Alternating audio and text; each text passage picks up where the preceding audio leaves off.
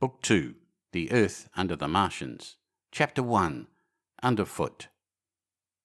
In the first book, I have wandered so much from my own adventures to tell of the experiences of my brother that all through the last 2 chapters I and the curate have been lurking in the empty house at Halliford, whither we fled to escape the black smoke. There I will resume. We stopped there all Sunday night and all the next day, the day of the panic, in a little island of daylight, cut off by the black smoke from the rest of the world. We could do nothing but wait in aching inactivity during those 2 weary days. My mind was occupied by anxiety for my wife. I figured her at Leatherhead, terrified, in danger, mourning me already as a dead man. I paced the rooms and cried aloud when I thought of how I was cut off from her, of all that might happen to her in my absence. My cousin, I knew, was brave enough for any emergency, but he was not the sort of man to realize danger quickly, to rise promptly. What was needed now was not bravery, but circumspection. My only consolation was to believe that the Martians were moving Londonward and away from her. Such vague anxieties keep the mind sensitive and painful. I grew very weary and irritable with the curate's perpetual ejaculations. I tired of the sight of his selfish despair. After some ineffectual remonstrance, I kept away from him, staying in a room, evidently a child's schoolroom, containing globes, forms, and copybooks. When he followed me thither, I went to a box room at the top of the house, and in order to be alone with my aching miseries, locked myself in. We were hopelessly hemmed in by the black smoke all that day and the morning of the next. There were signs of people in the next house on Sunday evening, a face at a window and moving lights, and later the slamming of a door, but I do not know who these people were, nor what became of them. We saw nothing of them the next day. The black smoke drifted slowly riverward all through Monday morning, creeping nearer and nearer to us, driving at last along the roadway outside the house that hid us. A Martian came across the fields about midday, laying the stuff with a jet of superheated steam that hissed against the walls, smashed all the windows it touched, and scalded the curate's hand as he fled out of the front room. When at last we crept across the sodden rooms and looked out again, the country northward was as though a black snowstorm had passed over it. Looking towards the river, we were astonished to see an unaccountable redness mingling with the black of the scorched meadows. For a time we did not see how this change affected our position, save that we were relieved of our fear of the black smoke.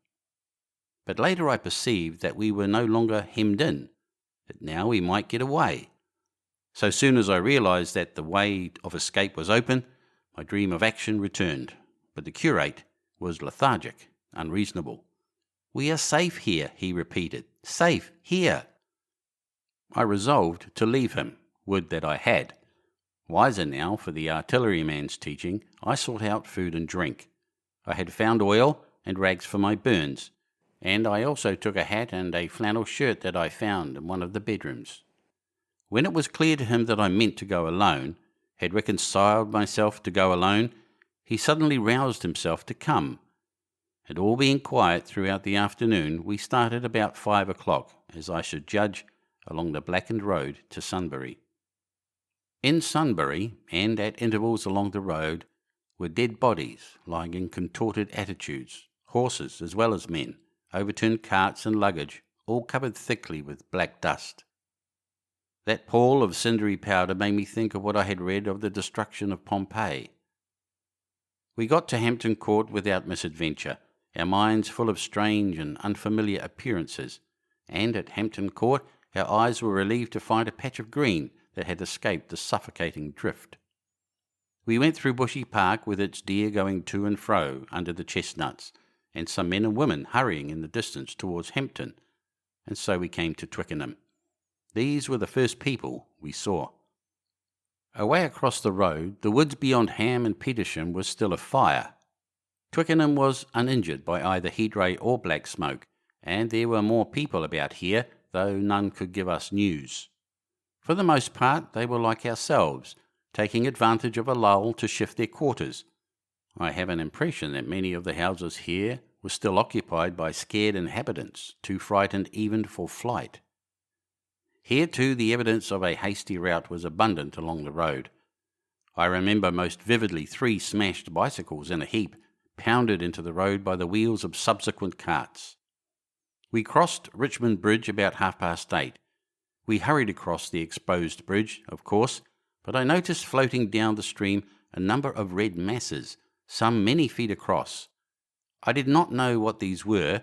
There was no time for scrutiny, and I put a more horrible interpretation on them than they deserved. Here again on the Surrey side were black dust that had once been smoke, and dead bodies, a heap near the approach to the station, but we had no glimpse of the Martians until we were some way towards Barnes. We saw, in the blackened distance, a group of 3 people running down a side street towards the river, but otherwise it seemed deserted. Up the hill, Richmond town was burning briskly. Outside the town of Richmond there was no trace of the black smoke. Then suddenly, as we approached Kew, came a number of people running. The upper works of a Martian fighting machine loomed in sight over the housetops not 100 yards away from us.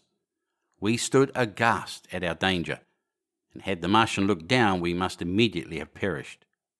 We were so terrified that we dared not go on, but turned aside and hid in a shed in a garden. There the curate crouched, weeping silently, and refusing to stir again. But my fixed idea of reaching Leatherhead would not let me rest, and in the twilight I ventured out again. I went through a shrubbery and along a passage beside a big house standing in its own grounds, and so emerged upon the road towards Kew. The curate I left in the shed, but he came hurrying after me. That second start was the most foolhardy thing I ever did, for it was manifest the Martians were about us. No sooner had the curate overtaken me than we saw either the fighting machine we had seen before, or another, far away across the meadows in the direction of Kew Lodge. 4 or 5 little black figures hurried before it across the green-grey of the field, and in a moment it was evident this Martian pursued them. In 3 strides he was among them, and they ran radiating from his feet in all directions. He used no heat ray to destroy them, but picked them up, one by one. Apparently he tossed them into the great metallic carrier which projected behind him, much as a workman basket hangs over his shoulder. It was the first time I realized that the Martians might have another purpose than destruction with defeated humanity. We stood for a moment, petrified, then turned and fled through a gate behind us into a walled garden, fell into, rather than found, a fortunate ditch, and lay there, scarce daring to whisper to each other until the stars were out.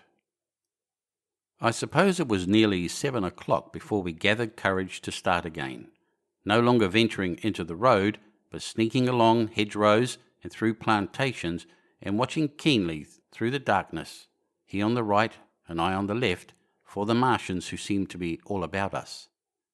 In one place we blundered upon a scorched and blackened area, now cooling and ashen, and a number of scattered dead bodies of men, burned horribly about the heads and trunks, but with their legs and boots mostly intact, and of dead horses, 50 feet perhaps behind a line of 4 ripped guns and smashed gun carriages. Sheen, it seemed, had escaped destruction, but the place was silent and deserted. Here we happened on no dead, though the night was too dark for us to see into the side roads of the place. And Sheen, my companion, suddenly complained of faintness and thirst, and we decided to try one of the houses. The first house we entered, after a little difficulty with the window, was a small semi-detached villa, and I found nothing eatable left in the place but some mouldy cheese. There was, however, water to drink, and I took a hatchet, which promised to be useful in our next housebreaking. We then crossed to a place where the road turns towards Mortlake. Here there stood a white house within a walled garden, and in the pantry of this domicile we found a store of food: 2 loaves of bread in a pan, an uncooked steak, and the half of a ham. I give this catalogue so precisely because, as it happened, we were destined to subsist upon this store for the next fortnight. Bottled beer stood under a shelf, and there were 2 bags of haricot beans and some limp lettuces. This pantry opened into a kind of wash-up kitchen, and in this was firewood. There was also a cupboard in which we found nearly a dozen of burgundy, tinned soups and salmon, and 2 tins of biscuits. We sat in the adjacent kitchen in the dark, for we dared not strike a light, and ate bread and ham and drank beer out of the same bottle. The curate, who was still timorous and restless, was now, oddly enough, for pushing on, and I was urging him to keep up his strength by eating, when the thing happened that was to imprison us. "It can't be midnight yet," I said, and then came a blinding glare of vivid green light. Everything in the kitchen leaped out, clearly visible in green and black, and vanished again. And then followed such a concussion as I have never heard before or since. So close on the heels of this as to seem instantaneous came a thud behind me, a clash of glass, a crash and rattle of falling masonry all about us, and the plaster of the ceiling came down upon us, smashing into a multitude of fragments upon our heads. I was knocked headlong across the floor against the oven handle and stunned. I was insensible for a long time, the curate told me, and when I came to, we were in darkness again, and he, with a face wet, as I found afterwards, with blood from a cut forehead, was dabbing water over me. For some time I could not recollect what had happened. Then things came to me slowly. A bruise on my temple asserted itself. "Are you better?" asked the curate in a whisper. At last I answered him. I sat up. "Don't move," he said. "The floor is covered with smashed crockery from the dresser. You can't possibly move without making a noise, and I fancy they are outside." We both sat quite silent, so that we could scarcely hear each other breathing. Everything seemed deadly still, but once something near us, some plaster or broken brickwork, slid down with a rumbling sound. Outside and very near was an intermittent metallic rattle. "That," said the curate, when presently it happened again. "Yes," I said, "but what is it?" "A Martian," said the curate. I listened again. "It was not like the heat ray," I said. For a time I was inclined to think one of the great fighting machines had stumbled against the house, as I had seen one stumble against the tower of Shepperton Church. Our situation was so strange and incomprehensible that for 3 or 4 hours, until the dawn came, we scarcely moved. And then the light filtered in, not through the window, which remained black, but through a triangular aperture between a beam and a heap of broken bricks in the wall behind us. The interior of the kitchen we now saw greyly for the first time. The window had been burst in by a mass of garden mould, which flowed over the table upon which we had been sitting and lay about our feet. Outside, the soil was banked high against the house. At the top of the window frame we could see an uprooted drain pipe. The floor was littered with smashed hardware. The end of the kitchen towards the house was broken into, and since the daylight shone in there, it was evident the greater part of the house had collapsed.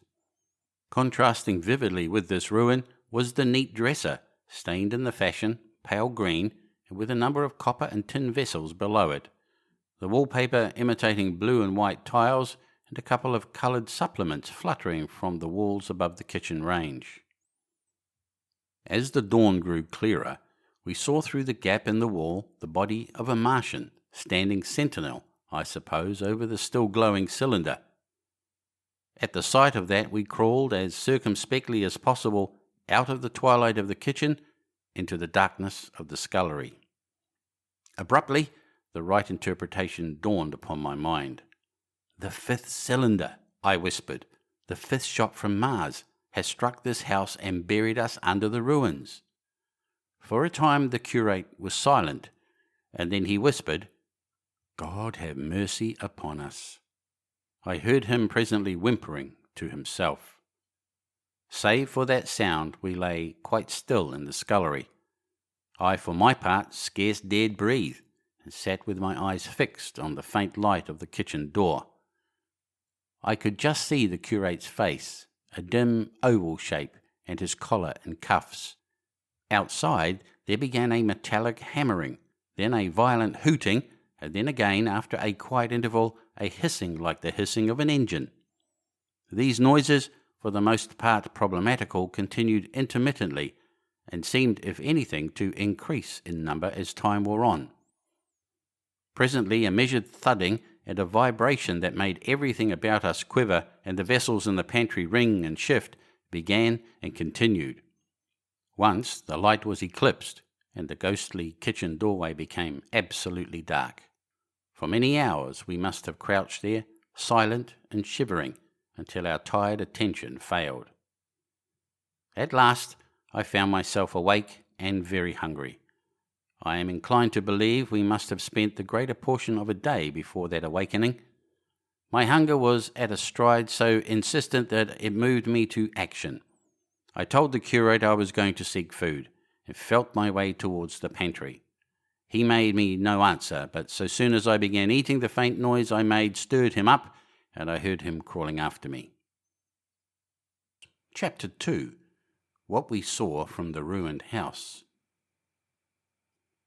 After eating, we crept back to the scullery, and there I must have dozed again, for when presently I looked round, I was alone. The thudding vibration continued with wearisome persistence. I whispered for the curate several times, and at last felt my way to the door of the kitchen. It was still daylight, and I perceived him across the room, lying against the triangular hole that looked out upon the marshes. His shoulders were hunched so that his head was hidden from me. I could hear a number of noises almost like those in an engine shed, and the place rocked with that beating thud. Through the aperture in the wall, I could see the top of a tree touched with gold, and the warm blue of a tranquil evening sky. For a minute or so I remained watching the curate. Then I advanced, crouching and stepping with extreme care amid the broken crockery that littered the floor. I touched the curate's leg, and he started so violently that a mass of plaster went sliding down outside and fell with a loud impact. I gripped his arm, fearing he might cry out, and for a long time we crouched motionless. Then I turned to see how much of our rampart remained. The detachment of the plaster had left a vertical slit open in the debris, and by raising myself cautiously across a beam, I was able to see out of this gap into what had been overnight a quiet suburban roadway. Vast, indeed, was the change that we beheld. The fifth cylinder must have fallen right into the midst of the house we had first visited. The building had vanished, completely smashed, pulverized, and dispersed by the blow. The cylinder lay now far beneath the original foundations, deep in a hole already vastly larger than the pit I had looked into at Woking. The earth all around it had splashed under that tremendous impact. Splashed is the only word, and lay in heaped piles that hid the masses of the adjacent houses. It had behaved exactly like mud under the violent blow of a hammer. Our house had collapsed backward. The front portion, even on the ground floor, had been destroyed completely. By chance, the kitchen and scullery had escaped and stood buried now under soil and ruins, closed in by tons of earth on every side, save towards the cylinder. Over that aspect we hung now, on the very edge of the great circular pit the Martians were engaged in making. The heavy beating sound was evidently just behind us, and ever and again a bright green vapour drove up like a veil across our peephole. The cylinder was already opened in the centre of the pit, and on the farther edge of the pit, amid the smashed and gravel-heaped shrubbery, one of the great fighting machines, deserted by its occupant, stood stiff and tall against the evening sky. At first I scarcely noticed the pit and the cylinder, although it has been convenient to describe them first, on account of the extraordinary glittering mechanism I saw busy in the excavation, and on account of the strange creatures that were crawling slowly and painfully across the heaped mould near it. The mechanism it certainly was that held my attention first. It was one of those complicated fabrics that have since been called handling machines, and the study of which has already given such an enormous impetus to terrestrial invention. As it dawned upon me first, it presented a sort of metallic spider with 5 jointed, agile legs, and with an extraordinary number of jointed levers, bars, and reaching and clutching tentacles about its body. Most of its arms were retracted, but with 3 long tentacles it was fishing out a number of rods, plates and bars which lined the covering and apparently strengthened the walls of the cylinder. These, as it extracted them, were lifted out and deposited upon a level surface of earth behind it. Its motion was so swift, complex and perfect that at first I did not see it as a machine, in spite of its metallic glitter.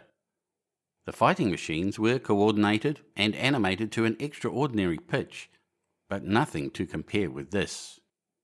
People who have never seen these structures, and have only the ill-imagined efforts of artists, or the imperfect descriptions of such eyewitnesses as myself to go upon, scarcely realize that living quality. I recall particularly the illustration of one of the first pamphlets to give a consecutive account of the war. The artist had evidently made a hasty study of one of the fighting machines, and there his knowledge ended. He presented them as tilted, stiff tripods without either flexibility or subtlety, and with an altogether misleading monotony of effect. The pamphlet containing these renderings had a considerable vogue, and I mention them here simply to warn the reader against the impression they may have created. They were no more like the Martians I saw in action than a Dutch doll is like a human being. To my mind, the pamphlet would have been much better without them. At first, I say, the handling machine did not impress me as a machine, but as a crab-like creature with a glittering integument, the controlling Martian whose delicate tentacles actuated its movements seeming to be simply the equivalent of the crab's cerebral portion. But then I perceived the resemblance of its grey-brown, shiny, leathery integument to that of the other sprawling bodies beyond, and the true nature of this dexterous workman dawned upon me.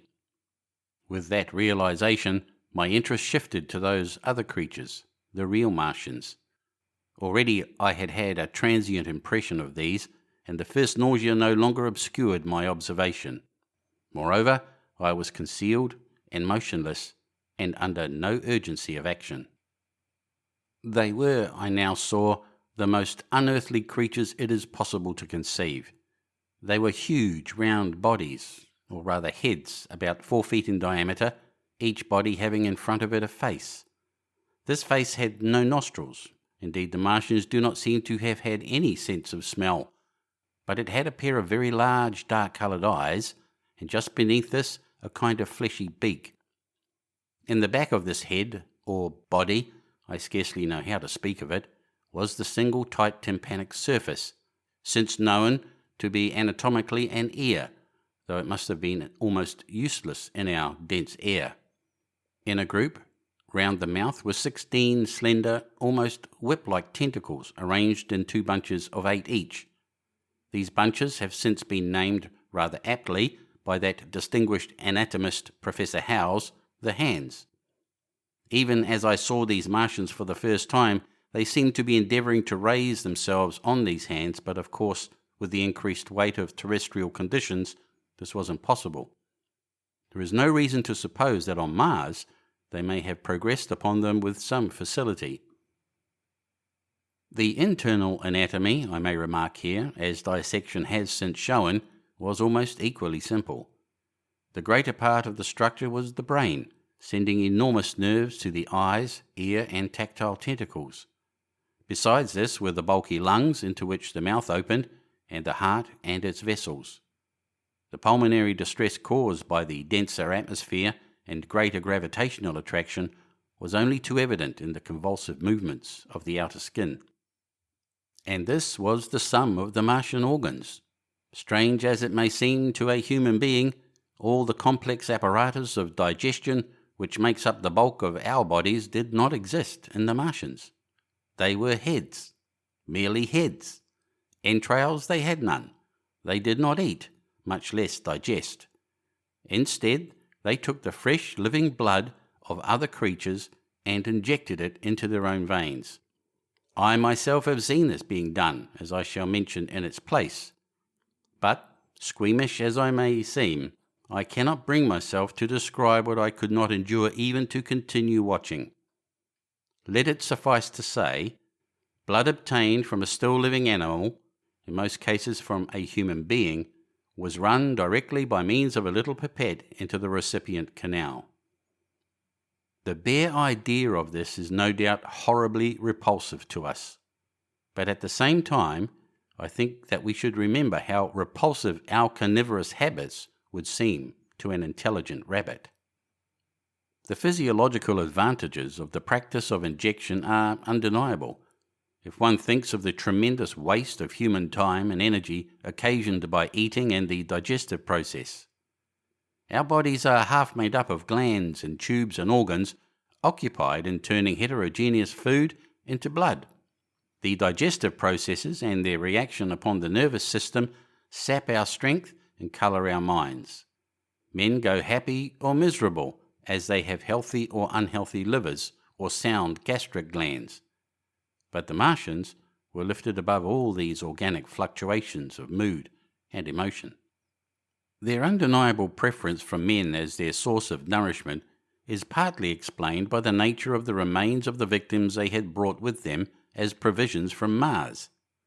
These creatures, to judge from the shriveled remains that have fallen into human hands, were bipeds with flimsy siliceous skeletons, almost like those of the siliceous sponges, and feeble musculature, standing about 6 feet high and having round, erect heads and large eyes and flinty sockets. 2 or 3 of these seem to have been brought in each cylinder, and all were killed before Earth was reached. It was just as well for them, for the mere attempt to stand upright upon our planet would have broken every bone in their bodies. And while I am engaged in this description, I may add in this place certain further details which, although were not all evident to us at the time, will enable the reader who is unacquainted with them to form a clearer picture of these offensive creatures. In 3 other points, their physiology differed strangely from ours. Their organisms did not sleep, any more than the heart of a man sleeps. Since they had no extensive muscular mechanism to recuperate, that periodical extension was unknown to them. They had little or no sense of fatigue, it would seem. On Earth they could never have moved without effort, yet even to the last they kept in action. In 24 hours they did 24 hours of work, even as on Earth is perhaps the case with the ants. In the next place, wonderful as it seems in a sexual world, the Martians were absolutely without sex, and therefore without any of the tumultuous emotions that arise from that difference among men. A young Martian, there can now be no dispute, was really born upon Earth during the war, and it was found attached to its parent, partially budded off, just as young lily bulbs bud off, or like the young animals in the freshwater polyp. In man, in all the higher terrestrial animals, such a method of increase has disappeared, but even on this earth it was certainly the primitive method. Among the lower animals, up even to those first cousins of the vertebrated animals, the tunicate, the 2 processes occur side by side, but finally the sexual method superseded its competitor altogether. On Mars, however, just the reverse has apparently been the case. It is worthy of remark that a certain speculative writer of quasi-scientific repute, writing long before the Martian invasion, did forecast for man a final structure not unlike the actual Martian condition. His prophecy, I remember, appeared in November or December 1893 in a long-defunct publication, the Pall Mall Budget, and I recall a caricature of it in a pre-Martian periodical called Punch. He pointed out, writing in a foolish, facetious tone, that the perfection of mechanical appliances must ultimately supersede limbs. The perfection of chemical devices, digestion, that such organs as hair, external nose, teeth, ears, and chin were no longer essential parts of the human being, and that the tendency of natural selection would lie in the direction of their steady diminution through the coming ages. The brain alone remained a cardinal necessity. Only one other part of the body had a strong case for survival, and that was the hand, teacher and agent of the brain. While the rest of the body dwindled, the hands would grow larger. There is many a true word written in jest, and here, in the Martians we have beyond dispute the actual accomplishment of such a suppression of the animal side of the organism by the intelligence. To me it is quite credible that the Martians may be descended from beings not unlike ourselves, by a gradual development of brain and hands, the latter giving rise to the two bunches of delicate tentacles at last, at the expense of the rest of the body. Without the body, the brain would, of course, become a mere selfish intelligence, without any of the emotional substratum of the human being. The last salient point in which the systems of these creatures differed from ours was in what one might have thought a very trivial particular. Microorganisms, which cause so much disease and pain on Earth, have either never appeared upon Mars or Martian sanitary science eliminated them ages ago. 100 diseases, all the fevers and contagions of human life, consumption, cancers, tumours and such morbidities never enter the scheme of their life. And speaking of the differences between the life on Mars and terrestrial life, I may allude here to the curious suggestions of the red weed. Apparently, the vegetable kingdom in Mars, instead of having green for a dominant colour, is of a vivid blood-red tint. At any rate, the seeds which the Martians, intentionally or accidentally, brought with them gave rise in all cases to red-coloured growths. Only that known popularly as the red weed, however, gained any footing in competition with terrestrial forms. The red creeper was quite a transitory growth, and few people have seen it growing.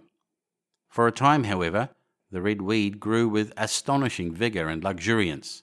It spread up the sides of the pit by the third or fourth day of our imprisonment, and its cactus-like branches formed a carmine fringe to the edges of our triangular window, and afterwards I found it broadcast throughout the country, and especially wherever there was a stream of water. The Martians had what appears to have been an auditory organ, a single round drum at the back of the head body, and eyes with a visual range not very different from ours, except that, according to Phillips, blue and violet were as black to them. It is commonly supposed that they communicated by sounds and tentacular gesticulations.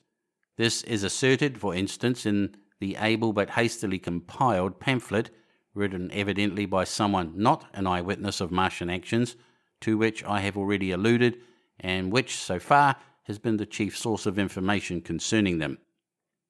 Now, no surviving human being saw so much of the Martians in action as I did. I take no credit to myself for an accident, but the fact is so, and I assert that I watched them closely time after time, and that I have seen 4, 5, and once 6 of them sluggishly performing the most elaborately complicated operations together without either sound or gesture.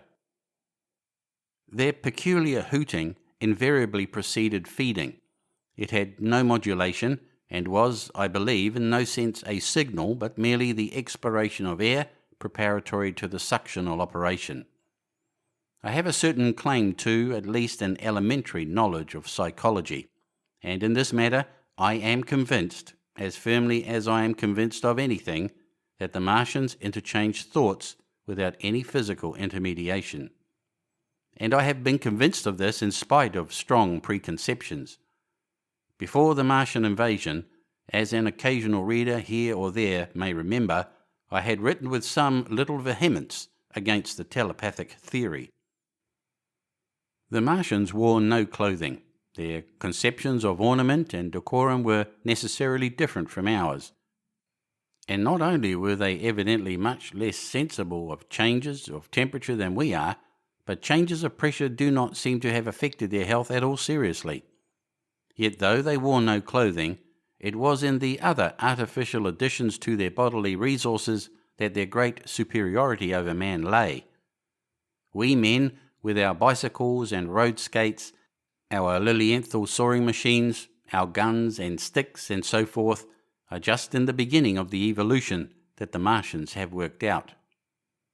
They have become practically mere brains, wearing different bodies according to their needs, just as men wear suits of clothes and take a bicycle in a hurry or an umbrella in the wet. And of their appliances, Perhaps nothing is more wonderful to a man than the curious fact that what is the dominant feature of almost all human devices and mechanism is absent. The wheel is absent. Among all the things they brought to the earth, there is no trace or suggestion of their use of wheels. One would have at least expected it in locomotion. And in this connection it is curious to remark that even on this earth nature has never hit upon the wheel, or has preferred other expedients to its development.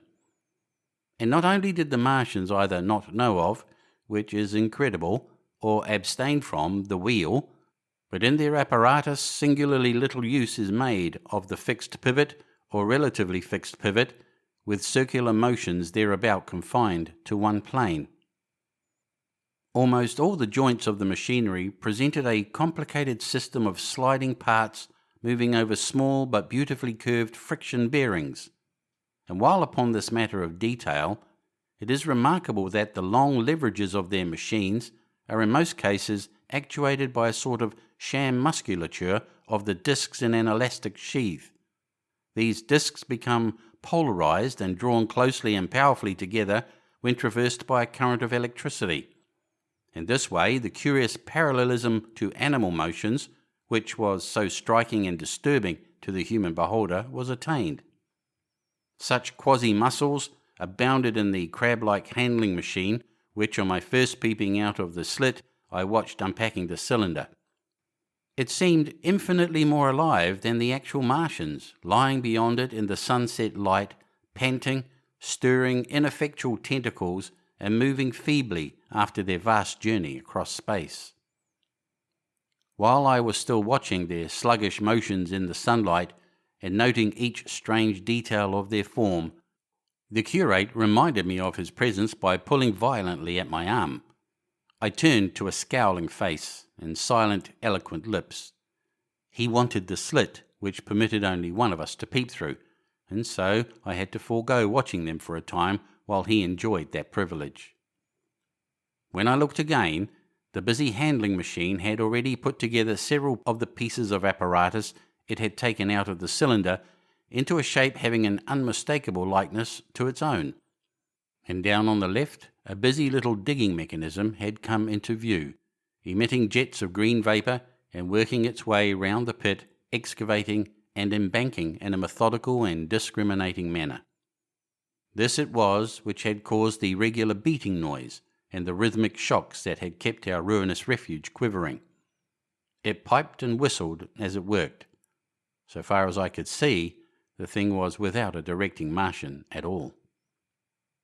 Chapter 3. The Days of Imprisonment. The arrival of a second fighting machine drove us from our peephole into the scullery, for we feared that from his elevation the Martian might see down upon us behind our barrier. At a later date we began to feel less in danger of their eyes, for to an eye in the dazzle of the sunlight outside, our refuge must have been blank blackness. But at first the slightest suggestion of approach drove us into the scullery in heart-throbbing retreat. Yet, terrible as was the danger we incurred, the attraction of peeping was for both of us irresistible, and I recall now with a sort of wonder that, in spite of the infinite danger in which we were, between starvation and a still more terrible death, we could yet struggle bitterly for that horrible privilege of sight. We would race across the kitchen in a grotesque way between eagerness and the dread of making a noise, and strike each other and thrust and kick within a few inches of exposure. The fact is that we had absolutely incompatible dispositions and habits of thought and action, and our danger and isolation only accentuated the incompatibility. At Halliford, I had already come to hate the curate's trick of helpless exclamation, his stupid rigidity of mind. His endless muttering monologue vitiated every effort I made to think out a line of action, and drove me at times, thus pent up and intensified, almost to the verge of craziness.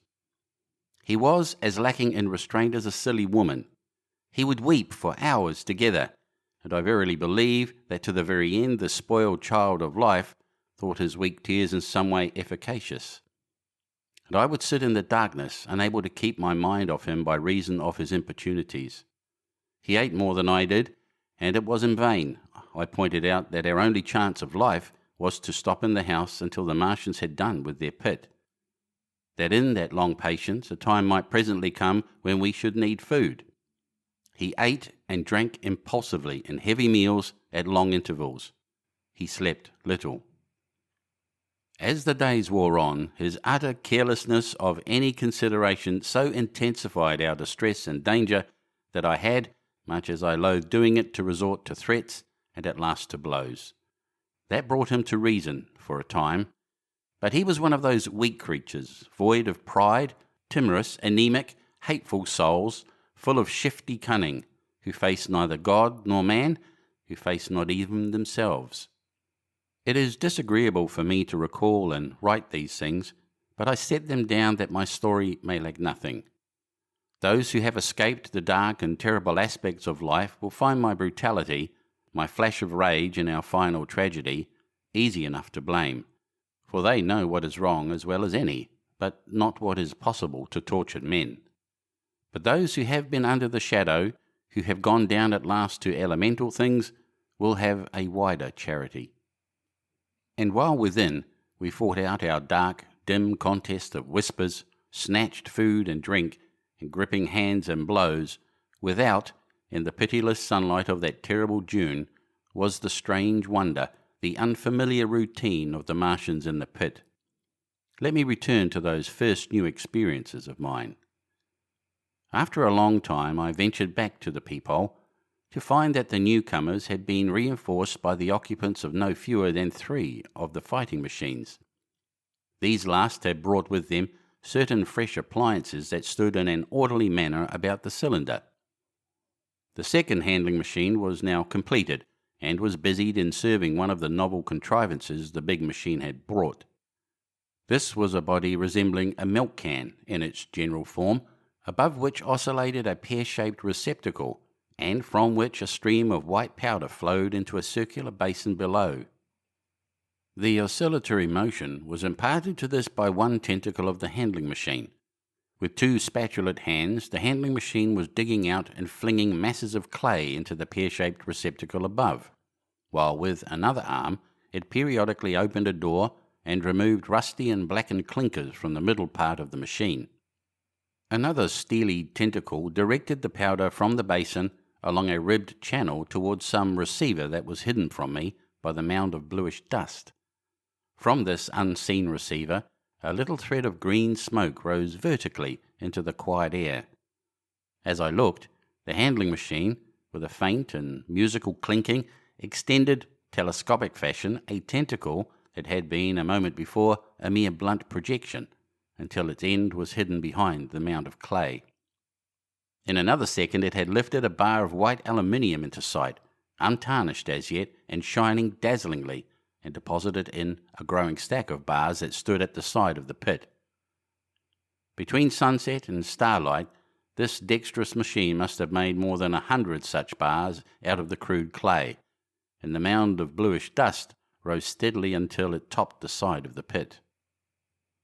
The contrast between the swift and complex movements of these contrivances and the inert, panting clumsiness of their masters was acute, and for days I had to tell myself repeatedly that these latter were indeed the living of the 2 things.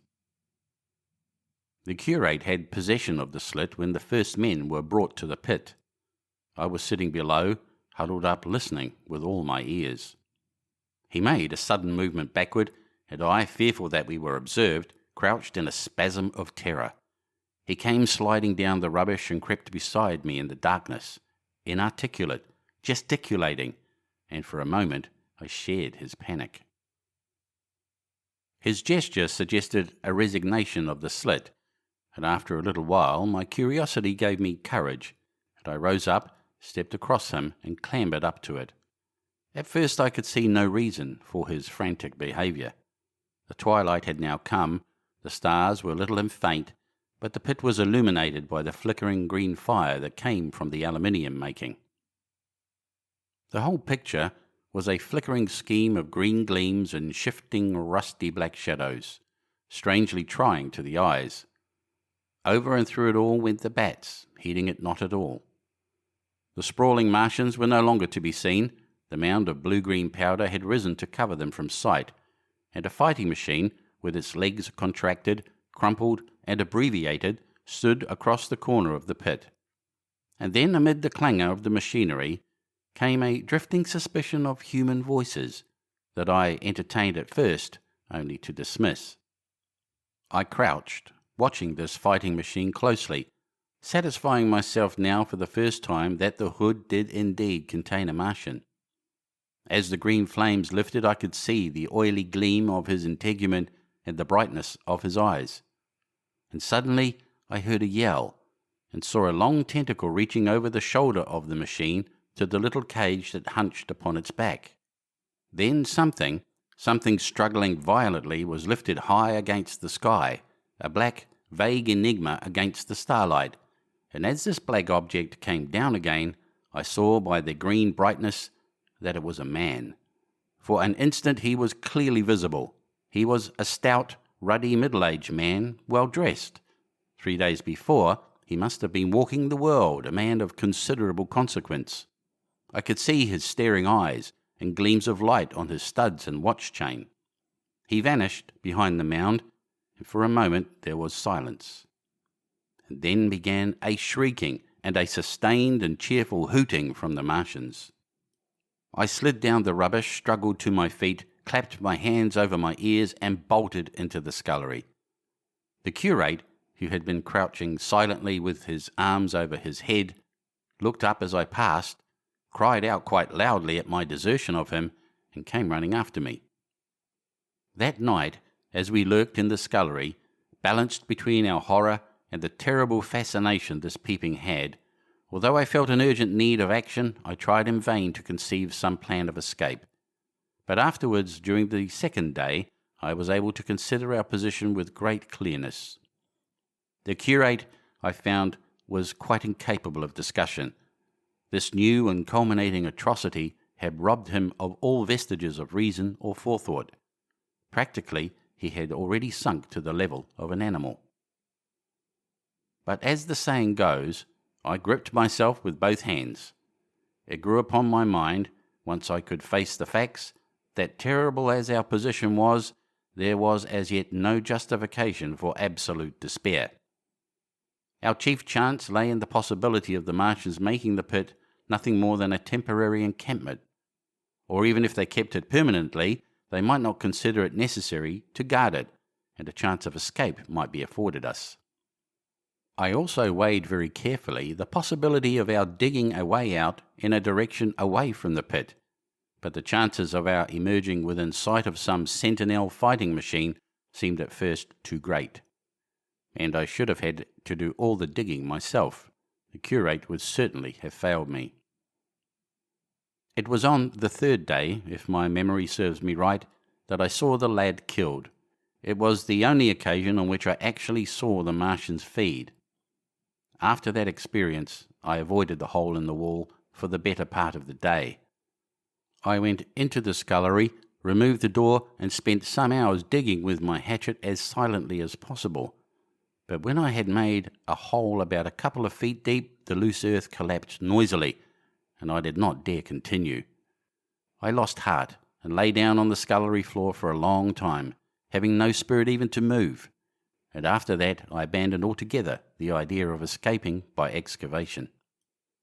It says much for the impression the Martians had made upon me that at first I entertained little or no hope of our escape being brought about by their overthrow through any human effort. But on the fourth or fifth night I heard a sound like heavy guns. It was very late in the night, and the moon was shining brightly. The Martians had taken away the excavating machine, and save for a fighting machine that stood in the remoter bank of the pit, and a handling machine that was buried out of my sight in a corner of the pit immediately beneath my peephole, the place was deserted by them. Except for the pale glow from the handling machine and the bars and patches of white moonlight, the pit was in darkness, and except for the clinking of the handling machine, quite still. That night was a beautiful serenity, save for one planet, the moon, seemed to have the sky to herself. I heard a dog howling, and that familiar sound it was that made me listen. Then I heard quite distinctly a booming, exactly like the sound of great guns. 6 distinct reports I counted, and after a long interval, 6 again. And that was all. Chapter 4. The Death of the Curate. It was on the 6th day of our imprisonment that I peeped for the last time, and presently found myself alone. Instead of keeping close to me and trying to oust me from the slit, the curate had gone back into the scullery. I was struck by a sudden thought. I went back quickly and quietly into the scullery. In the darkness, I heard the curate drinking. I snatched in the darkness, and my fingers caught a bottle of Burgundy. For a few minutes there was a tussle. The bottle struck the floor and broke, and I desisted and rose. We stood panting and threatening each other. In the end I planted myself between him and the food, and told him of my determination to begin a discipline. I divided the food in the pantry into rations to last us 10 days. I would not let him eat any more that day. In the afternoon he made a feeble effort to get at the food. I had been dozing, but in an instant I was awake. All day and all night we sat face to face. I weary but resolute, and he weeping and complaining of his immediate hunger. It was, I know, a night and a day, but to me it seems now, an interminable length of time. And so our widened incompatibility ended at last in open conflict. For 2 vast days we struggled in undertones and wrestling contests. There were times when I beat and kicked him madly, times when I cajoled and persuaded him. And once I tried to bribe him with the last bottle of Burgundy, for there was a rainwater pump from which I could get water. But neither force nor kindness availed. He was indeed beyond reason. He would neither desist from his attacks on the food, nor from his noisy babbling to himself. The rudimentary precautions to keep our imprisonment endurable he would not observe. Slowly I began to realize the complete overthrow of his intelligence, to perceive that my sole companion in this close and sickly darkness was a man insane. From certain vague memories I am inclined to think my own mind wandered at times. I had strange and hideous dreams whenever I slept. It sounds paradoxical, but I am inclined to think that the weakness and insanity of the curate warned me, braced me, and kept me a sane man. On the 8th day he began to talk aloud instead of whispering, and nothing I could do would moderate his speech. "It is just, O God," he would say over and over again. "It is just. On me and mine be the punishment laid. We have sinned. We have fallen short. There was poverty, sorrow. The poor were trodden in the dust, and I held my peace. I preached acceptable folly, my God. What folly, when I should have stood up, though I died for it, and called upon them to repent. Repent, oppressors of the poor and needy, the winepress of God." Then he would suddenly revert to the matter of the food I withheld from him, praying, begging, weeping, at last threatening. He began to raise his voice. I prayed him not to. He perceived a hold on me. He threatened he would shout and bring the Martians upon us. For a time that scared me, but any concession would have shortened our chance of escape beyond estimating. I defied him, although I felt no assurance that he might not do this thing. But that day, at any rate, he did not. He talked with his voice rising slowly through the greater part of the 8th and 9th days, threats, entreaties, mingled with a torrent of half-sane and always frothy repentance for his vacant sham of God's service, such as made me pity him. Then he slept a while, and began again with renewed strength, so loudly that I must needs make him desist. "Be still," I implored. He rose to his knees, for he had been sitting in the darkness near the copper. "I have been still too long," he said, in a tone that must have reached the pit, "and now I must bear my witness. Woe unto this faithful city! Woe, woe, woe, woe, woe to the inhabitants of the earth by reason of the other voices of the trumpet. Shut Up, I said, rising to my feet, and in a terror lest the Martians should hear us. For God's sake! Nay, shouted the curate at the top of his voice, standing likewise and extending his arms. Speak! The word of the Lord is upon me. In 3 strides he was at the door leading into the kitchen. I must bear my witness. I go. It has already been too long delayed. I put out my hand and felt the meat chopper hanging to the wall. In a flash, I was after him. I was fierce with fear. Before he was halfway across the kitchen, I had overtaken him. With one last touch of humanity, I turned the blade back and struck him with the butt. He went headlong forward and lay stretched on the ground. I stumbled over him and stood panting. He lay still. Suddenly, I heard a noise without. The run and smash of slipping plaster, and the triangular aperture in the wall was darkened. I looked up and saw the lower surface of a handling machine coming slowly across the hole. One of its gripping limbs curled amid the debris. Another limb appeared, feeling its way over the fallen beams.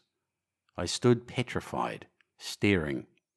Then I saw through a sort of glass plate near the edge of the body the face, as we may call it, and the large dark eyes of a Martian, peering, and then a long metallic snake of tentacle came feeling slowly through the hole.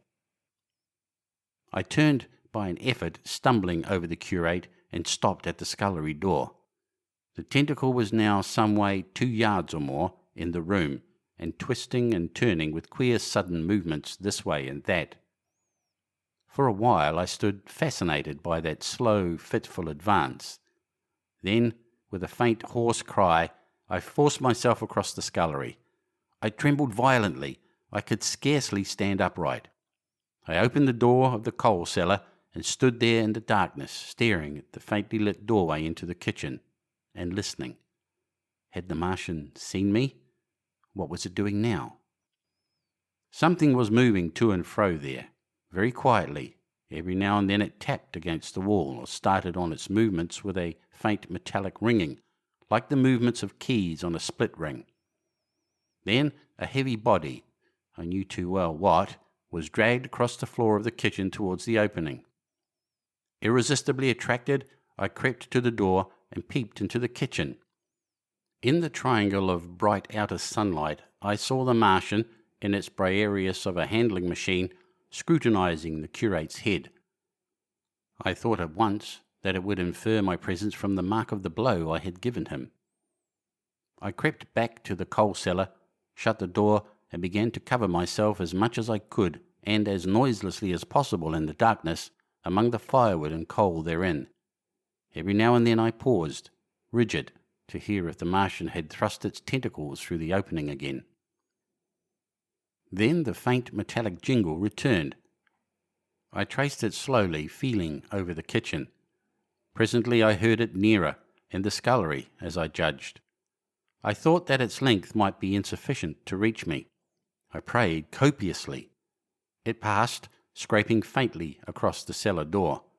An age of almost intolerable suspense intervened. Then I heard it fumbling at the latch. It had found the door. The Martians understood doors. It worried at the catch for a minute, perhaps, and then the door opened. In the darkness I could just see the thing, like an elephant's trunk more than anything else, waving towards me and touching and examining the walls, coals, wood, and ceiling.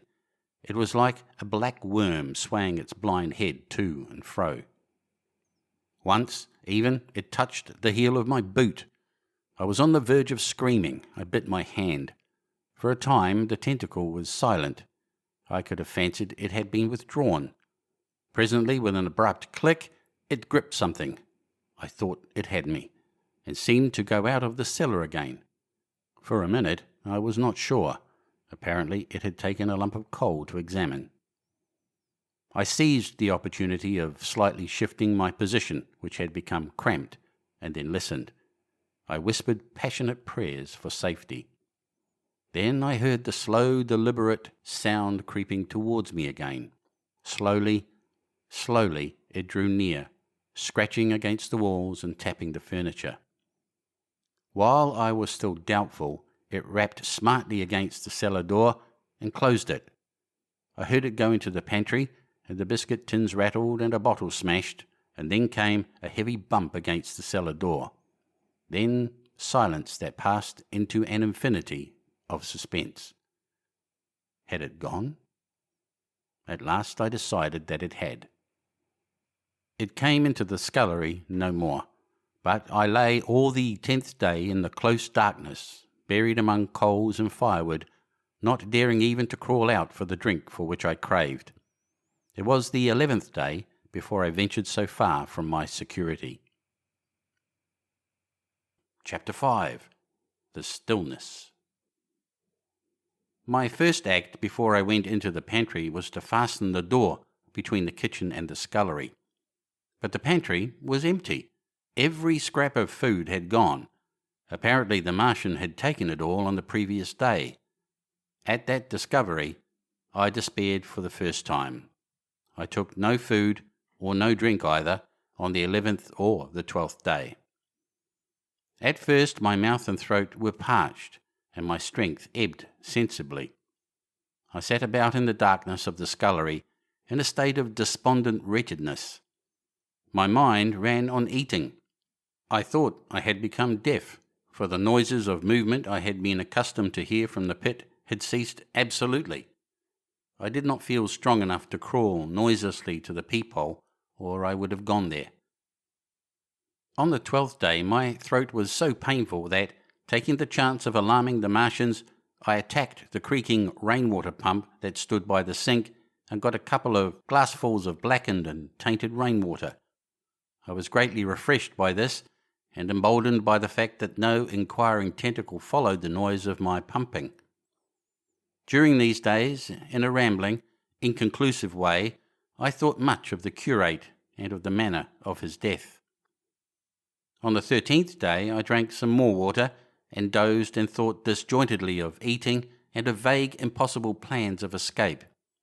Whenever I dozed I dreamt of horrible phantasms, of the death of the curate, or of sumptuous dinners, but, asleep or awake, I felt a keen pain that urged me to drink again and again. The light that came into the scullery was no longer grey, but red. To my disordered imagination it seemed the colour of blood. On the 14th day I went into the kitchen, and I was surprised to find that the fronds of the red weed had grown right across the hole in the wall, turning the half-light of the place into a crimson-coloured obscurity. It was early on the 15th day that I heard a curious, familiar sequence of sounds in the kitchen, and listening, identified it as the snuffing and scratching of a dog. Going into the kitchen, I saw a dog's nose peering in through a break among the ruddy fronds. This greatly surprised me. At the scent of me, he barked shortly. I thought if I could induce him to come into the place quietly, I should be able, perhaps, to kill and eat him, and in any case it would be advisable to kill him, lest his action attracted the attention of the Martians. I crept forward, saying, "Good dog," very softly, but he suddenly withdrew his head and disappeared. I listened. I was not deaf, but certainly the pit was still. I heard a sound like the flutter of a bird's wings, and a hoarse croaking, but that was all. For a long while I lay close to the peephole, but not daring to move aside the red plants that obscured it. Once or twice I heard a faint pitter-patter like the feet of the dog going hither and thither on the sand far below me, and there were more bird-like sounds, but that was all. At length, encouraged by the silence, I looked out. Except in the corner where a multitude of crows hopped and fought over the skeletons of the dead the Martians had consumed, there was not a living thing in the pit. I stared about me, scarcely believing my eyes. All the machinery had gone. Save for the big mound of greyish-blue powder in one corner, certain bars of aluminium in another, the black birds and the skeletons of the killed, the place was merely an empty circular pit in the sand. Slowly I thrust myself out through the red weed and stood upon the mound of rubble. I could see in any direction, save behind me, to the north, and neither Martians nor sign of Martians were to be seen. The pit dropped sheerly from my feet, but a little way along the rubbish afforded a practicable slope to the summit of the ruins. My chance of escape had come. I began to tremble. I hesitated for some time, and then, in a gust of desperate resolution, and with a heart that throbbed violently, I scrambled to the top of the mound in which I had been buried so long. I looked about again, to the northward too. No Martian was visible. When I had last seen this part of Sheen in the daylight, it had been a straggling street of comfortable white and red houses, interspersed with abundant shady trees. Now I stood on a mound of smashed brickwork, clay and gravel, over which spread a multitude of red cactus-shaped plants, knee-high, without a solitary terrestrial growth to dispute their footing. The trees near me were dead and brown, but further a network of red thread scaled the still living stems. The neighbouring houses had all been wrecked, but none had been burned. Their walls stood, sometimes to the second story, with smashed windows and shattered doors. The red weed grew tumultuously in their roofless rooms. Below me was the great pit, with the crows struggling for its refuse. A number of other birds hopped about among the ruins. Far away I saw a gaunt cat slink crouchingly along a wall, but traces of men there were none. The day seemed, by contrast with my recent confinement, dazzlingly bright, the sky a glowing blue. A gentle breeze kept the red weed that covered every scrap of unoccupied ground gently swaying, and oh, the sweetness of the air. Chapter 6. The Work of 15 Days. For some time I stood tottering on the mound, regardless of my safety. Within that noisome den from which I had emerged, I had thought, with a narrow intensity, only of our immediate security. I had not realised what had been happening to the world, had not anticipated this startling vision of unfamiliar things. I had expected to see Sheen in ruins. I found about me the landscape, weird and lurid, of another planet. For that moment I touched an emotion beyond the common range of men, yet one that the poor brutes we dominate know only too well.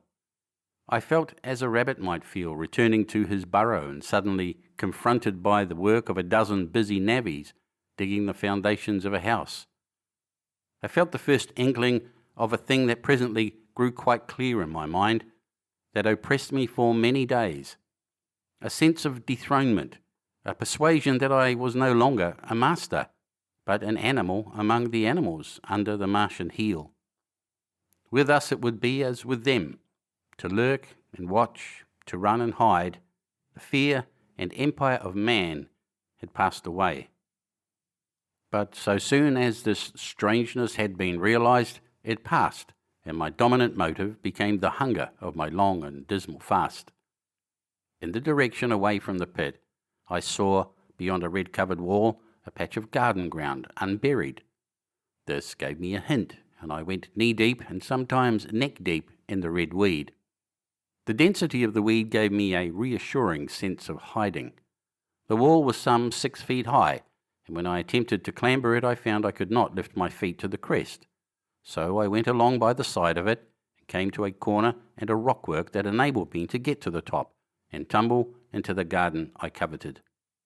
Here I found some young onions, a couple of gladiolus bulbs, and a quantity of immature carrots, all of which I secured, and, scrambling over a ruined wall, went on my way through scarlet and crimson trees towards Kew. It was like walking through an avenue of gigantic blood drops, possessed with two ideas: to get more food, and to limp as soon and as far as my strength permitted out of this accursed, unearthly region of the pit. Some way farther, in a grassy place, was a group of mushrooms, which I also devoured. And then I came upon a brown sheet of flowing shallow water, where meadows used to be. These fragments of nourishment served only to whet my hunger. At first, I was surprised at this flood in a hot, dry summer, but afterwards I discovered that it was caused by the tropical exuberance of the red weed. Directly this extraordinary growth encountered water, it straightway became gigantic and of unparalleled fecundity. Its seeds were simply poured down into the water of the Wey and Thames, and its swiftly growing and titanic water fronds speedily choked both those rivers. At Putney, as I afterwards saw, the bridge was almost lost in a tangle of this weed, and at Richmond too, the Thames water poured in a broad and shallow stream across the meadows of Hampton and Twickenham. As the water spread, the weed followed them, until the ruined villas of the Thames Valley were for a time lost in this red swamp, whose margin I explored, and much of the desolation the Martians had caused was concealed. In the end, the red weed succumbed almost as quickly as it had spread. A cankering disease, due, it is believed, to the action of certain bacteria presently seized upon it. Now, by the action of natural selection, all terrestrial plants have acquired a resisting power against bacterial diseases. They never succumb without a severe struggle.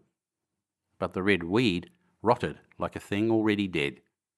The fronds became bleached and then shriveled and brittle. They broke off at the least touch, and the waters that had stimulated their early growth carried their last vestiges out to sea. My first act on coming to this water was, of course, to slake my thirst. I drank a great deal of it, and, moved by an impulse, gnawed some fronds of red weed, but they were watery and had a sickly metallic taste.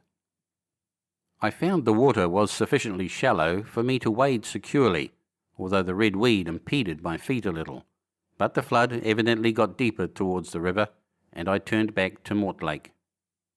I managed to make out the road by means of occasional ruins of its villas and fences and lamps, and so presently I got out of this spate and made my way to the hill going up towards Roehampton, and came out on Putney Common. Here the scenery changed from the strange and unfamiliar to the wreckage of the familiar. Patches of ground exhibited the devastation of a cyclone, and in a few score yards I would come upon perfectly undisturbed spaces, houses with their blinds trimly drawn and doors closed as if they had been left for a day by the owners, or as if their inhabitants slept within. The red weed was less abundant. The tall trees along the lane were free from the red creeper. I hunted for food among the trees, finding nothing, and I also raided a couple of silent houses, but they had already been broken into and ransacked. I rested for the remainder of the daylight in a shrubbery, being in my enfeebled condition too fatigued to push on. All this time I saw no human beings and no signs of the Martians. I encountered a couple of hungry-looking dogs, but both hurried circuitously away from the advances I made them. Near Roehampton I had seen 2 human skeletons, not bodies, but skeletons, picked clean, and in the wood by me I found the crushed and scattered bones of several cats and rabbits, and the skull of a sheep. But though I gnawed parts of these in my mouth, there was nothing to be got from them. After sunset I struggled on along the road towards Putney, where I think the heat ray must have been used for some reason, and in the garden beyond Roehampton I got a quantity of immature potatoes sufficient to stay my hunger. From this garden one looked down upon Putney and the river. The aspect of the place in the dusk was singularly desolate. Blackened trees, blackened desolate ruins, and down the hill the sheets of the flooded river, red-tinged with the weed. And over all, silence. It filled me with indescribable terror to think how swiftly that desolating change had come. For a time I believed that mankind had been swept out of existence, and that I stood there alone, the last man left alive. Hard by the top of Putney Hill I came upon another skeleton, with the arms dislocated and removed several yards from the rest of the body. As I proceeded I became more and more convinced that the extermination of mankind was, save for such stragglers as myself, already accomplished in this part of the world. The Martians, I thought, had gone on and left the country desolated, seeking food elsewhere. Perhaps even now they were destroying Berlin or Paris, or it might be they had gone northward. Chapter 7. The Man on Putney Hill. I spent that night in the inn that stands at the top of Putney Hill, sleeping in a made bed for the first time since my flight to Leatherhead. I will not tell of the needless trouble I had breaking into that house. Afterwards I found the front door was on the latch. Nor how I ransacked every room for food, until, just on the verge of despair, in what seemed to me to be a servant's bedroom, I found a rat-gnawed crust and 2 tins of pineapple. The place had already been searched and emptied. In the bar I afterwards found some biscuits and sandwiches that had been overlooked. The latter I could not eat, they were too rotten, but the former not only stayed my hunger, but filled my pockets. I lit no lamps, fearing some Martian might come beating that part of London for food in the night. Before I went to bed, I had an interval of restlessness, and prowled from window to window, peering out for some sign of these monsters. I slept little. As I lay in bed, I found myself thinking consecutively, a thing I do not remember to have done since my last argument with the curate. During all the intervening time, my mental condition had been a hurrying succession of vague emotional states, or a sort of stupid receptivity. But in the night my brain, reinforced I suppose by the food I had eaten, grew clear again, and I thought. 3 things struggled for possession of my mind: the killing of the curate, the whereabouts of the Martians, and the possible fate of my wife. The former gave me no sensation of horror or remorse to recall. I saw it simply as a thing done, a memory infinitely disagreeable but quite without the quality of remorse. I saw myself then as I see myself now, driven step by step towards that hasty blow, the creature of a sequence of accidents leading inevitably to that. I felt no condemnation, yet the memory, static, unprogressive, haunted me. In the silence of the night, with that sense of the nearness of God that sometimes comes into the stillness and the darkness, I stood my trial, my only trial, for that moment of wrath and fear. I retraced every step of our conversation from the moment when I had found him crouching beside me, heedless of my thirst and pointing to the fire and smoke that streamed up from the ruins of Weybridge. We had been incapable of cooperation. Grim chance had taken no heed of that. Had I foreseen, I should have left him at Halliford, but I did not foresee, and crime is to foresee and do. And I set this down as I have set all this story down, as it was. There were no witnesses. All these things I might have concealed, but I set it down, and the reader must form his judgment as he will. And when by an effort I had set aside that picture of a prostrate body, I faced the problem of the Martians and the fate of my wife. For the former I had no data. I could imagine 100 things, and so, unhappily, I could for the latter. And suddenly that night became terrible. I found myself sitting up in bed, staring at the dark. I found myself praying that the heat ray might have suddenly and painlessly struck her out of being. Since the night of my return from Leatherhead, I had not prayed. I had uttered prayers, fetish prayers, had prayed as heathens mutter charms when I was in extremity, but now I prayed indeed, pleading steadfastly and sanely, face to face with the darkness of God. Strange night. Strangest in this, that so soon as dawn had come, I, who had talked with God, crept out of the house like a rat leaving its hiding place, a creature scarcely larger, an inferior animal, a thing that for any passing whim of our masters might be hunted and killed. Perhaps they also prayed confidently to God. Surely, if we have learned nothing else, this war has taught us pity, pity for those witless souls that suffer our dominion. The morning was bright and fine, and the eastern sky glowed pink and was fretted with little golden clouds. In the road that runs from the top of Putney Hill to Wimbledon was a number of poor vestiges of the panicked torrent that must have poured Londonward on the Sunday night after the fighting began. There was a little 2-wheeled cart inscribed with the name of Thomas Lobb, greengrocer, New Malden, with a smashed wheel and an abandoned tin trunk.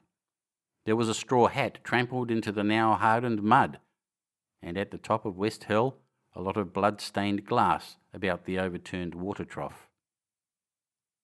My movements were languid, my plans of the vaguest. I had an idea of going to Leatherhead, though I knew that there I had the poorest chance of finding my wife. Certainly, unless death had overtaken them suddenly, my cousins and she would have fled thence, but it seemed to me I might find or learn there whither the Surrey people had fled. I knew I wanted to find my wife, that my heart ached for her and the world of men, but I had no clear idea how the finding might be done. I was also sharply aware now of my intense loneliness. From the corner I went under cover of a thicket of trees and bushes to the edge of Wimbledon Common, stretching far and wide. That dark expanse was lit in patches by yellow gorse and broom. There was no red weed to be seen, and as I prowled, hesitating, on the verge of the open, the sun rose, flooding it all with light and vitality. I came upon a busy swarm of little frogs in a swampy place among the trees. I stopped to look at them, drawing a lesson from their stout resolve to live. And presently, turning suddenly, with an odd feeling of being watched, I beheld something crouching amid a clump of bushes. I stood regarding this. I made a step towards it, and it rose up and became a man armed with a cutlass. I approached him slowly. He stood silent and motionless regarding me. As I drew nearer, I perceived he was dressed in clothes as dusty and filthy as my own. He looked indeed as though he had been dragged through a culvert.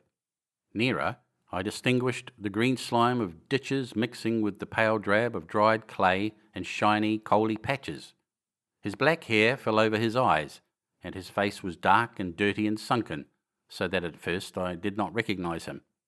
There was a red cut across the lower part of his face. "Stop!" he cried when I was within 10 yards of him, and I stopped. His voice was hoarse. "Where do you come from?" he said. I thought, surveying him. "I come from Mortlake," I said. "I was buried near the pit the Martians made about their cylinder. I have worked my way out and escaped." "There is no food about here," he said. "This is my country. All this hill down to the river and back to Clapham and up to the edge of the common. There is only food for one. Which way are you going?" I answered slowly. "I don't know," I said. "I have been buried in the ruins of a house 13 or 14 days. I don't know what has happened." He looked at me doubtfully, then started and looked with a changed expression. "I've no wish to stop about here," said I. "I think I shall go to Leatherhead, for my wife was there." He shot out a pointing finger. "It is you," said he, "the man from Woking. And you were killed at Weybridge?" I recognised him at the same moment. "You are the artillery man who came into my garden." "Good luck," he said. "We are lucky ones. Fancy you." He put out a hand and I took it. "I crawled up a drain," he said. "But they didn't kill everyone. And after they went away, I got off towards Walton across the fields. But it's not 16 days altogether, and your hair is grey." He looked over his shoulder suddenly. "Only a rook," he said. "One gets to know that birds have shadows these days. This is a bit open. Let us crawl under those bushes and talk." "Have you seen any Martians?" I said, "since I crawled out?" "They've gone away across London," he said. "I guess they've got a bigger camp there. Of a night, all over there, Hampstead way, the sky is alive with their lights. It's like a great city, and in the glare you can just see them moving. By daylight you can't. But nearer, I haven't seen them," he counted on his fingers, 5 days. "Then I saw a couple across Hammersmith way carrying something big. And the night before last," he stopped and spoke impressively, "it was just a matter of lights. But it was something up in the air. I believe they built a flying machine and are learning to fly." I stopped, on hands and knees, for we had come to the bushes. "Fly?" "Yes," he said, "fly." I went on into a little bower and sat down. "It is all over with humanity," I said. "If they can do that, they will simply go round the world." He nodded. "They will. But It will relieve things over here a bit. And besides," he looked at me, "aren't you satisfied it is up with humanity?" "I am. We're down. We're beat." I stared.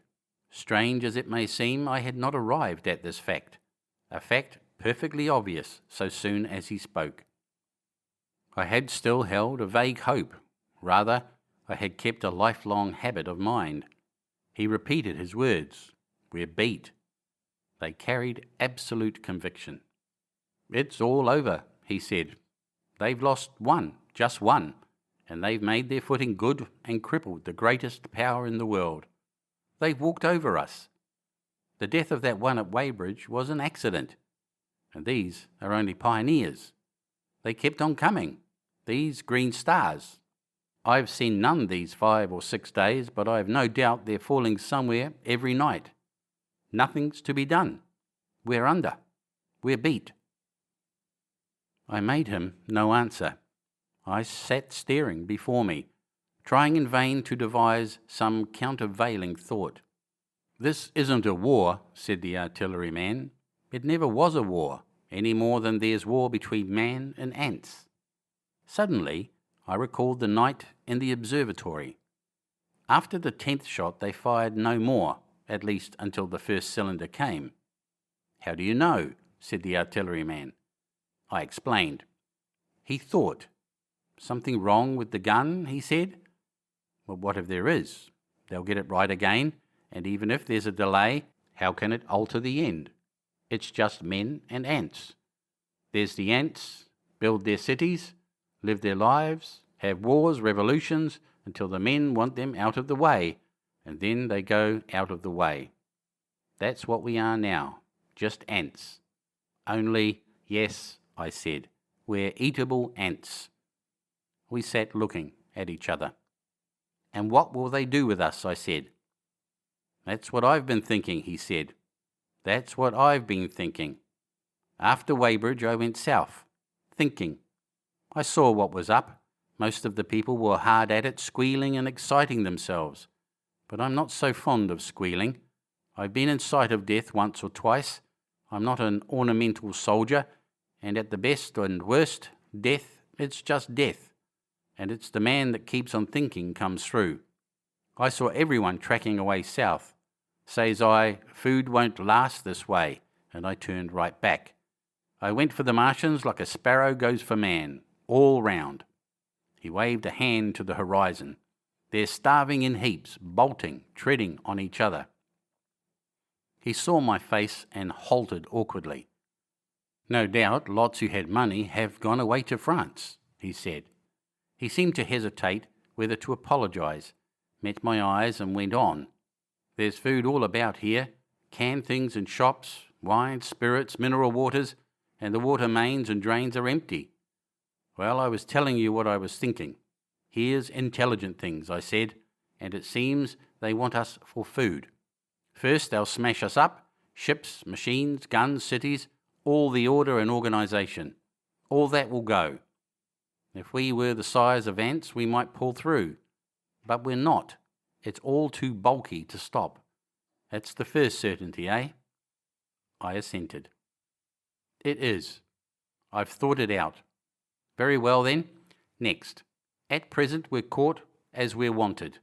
A Martian has only to go a few miles to get a crowd on the run, and I saw one day, out by Wandsworth, picking houses to pieces and routing among the wreckage. But they won't keep on doing that. So soon as they've settled all our guns and ships and smashed our railways and done all the things they are doing over there, they will begin catching us systematic, picking the best and storing us in cages and things. That's what they will start doing in a bit. Lord, they haven't begun on us yet. Don't you see that?" "Not begun?" I exclaimed. "Not begun. All that's happened so far is through our not having the sense to keep quiet, worrying them with guns and such foolery, and losing our heads and rushing off in crowds to where there wasn't any more safety than where we were. They don't want to bother us yet. They're making their things, making all the things they couldn't bring with them, getting things ready for the rest of their people. Very likely that's why the cylinders have stopped for a bit, for fear of hitting those who are here.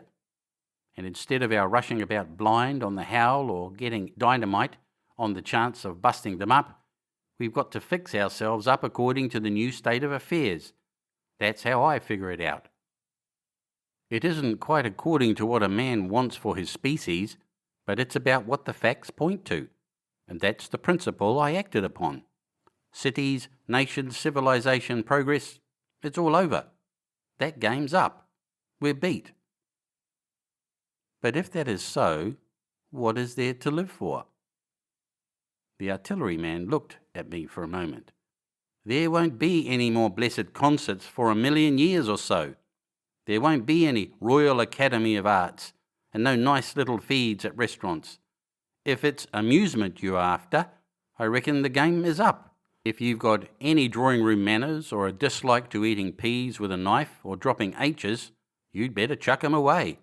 They ain't no further use. You mean? I mean that men like me are going on living, for the sake of the breed. I tell you, I'm grim set on living, and if I'm not mistaken, you'll show what inside you've got too before long. We aren't going to be exterminated, and I don't mean to be caught either, and tamed and fattened and bred like a thundering ox. Ah! Fancy those brown creepers.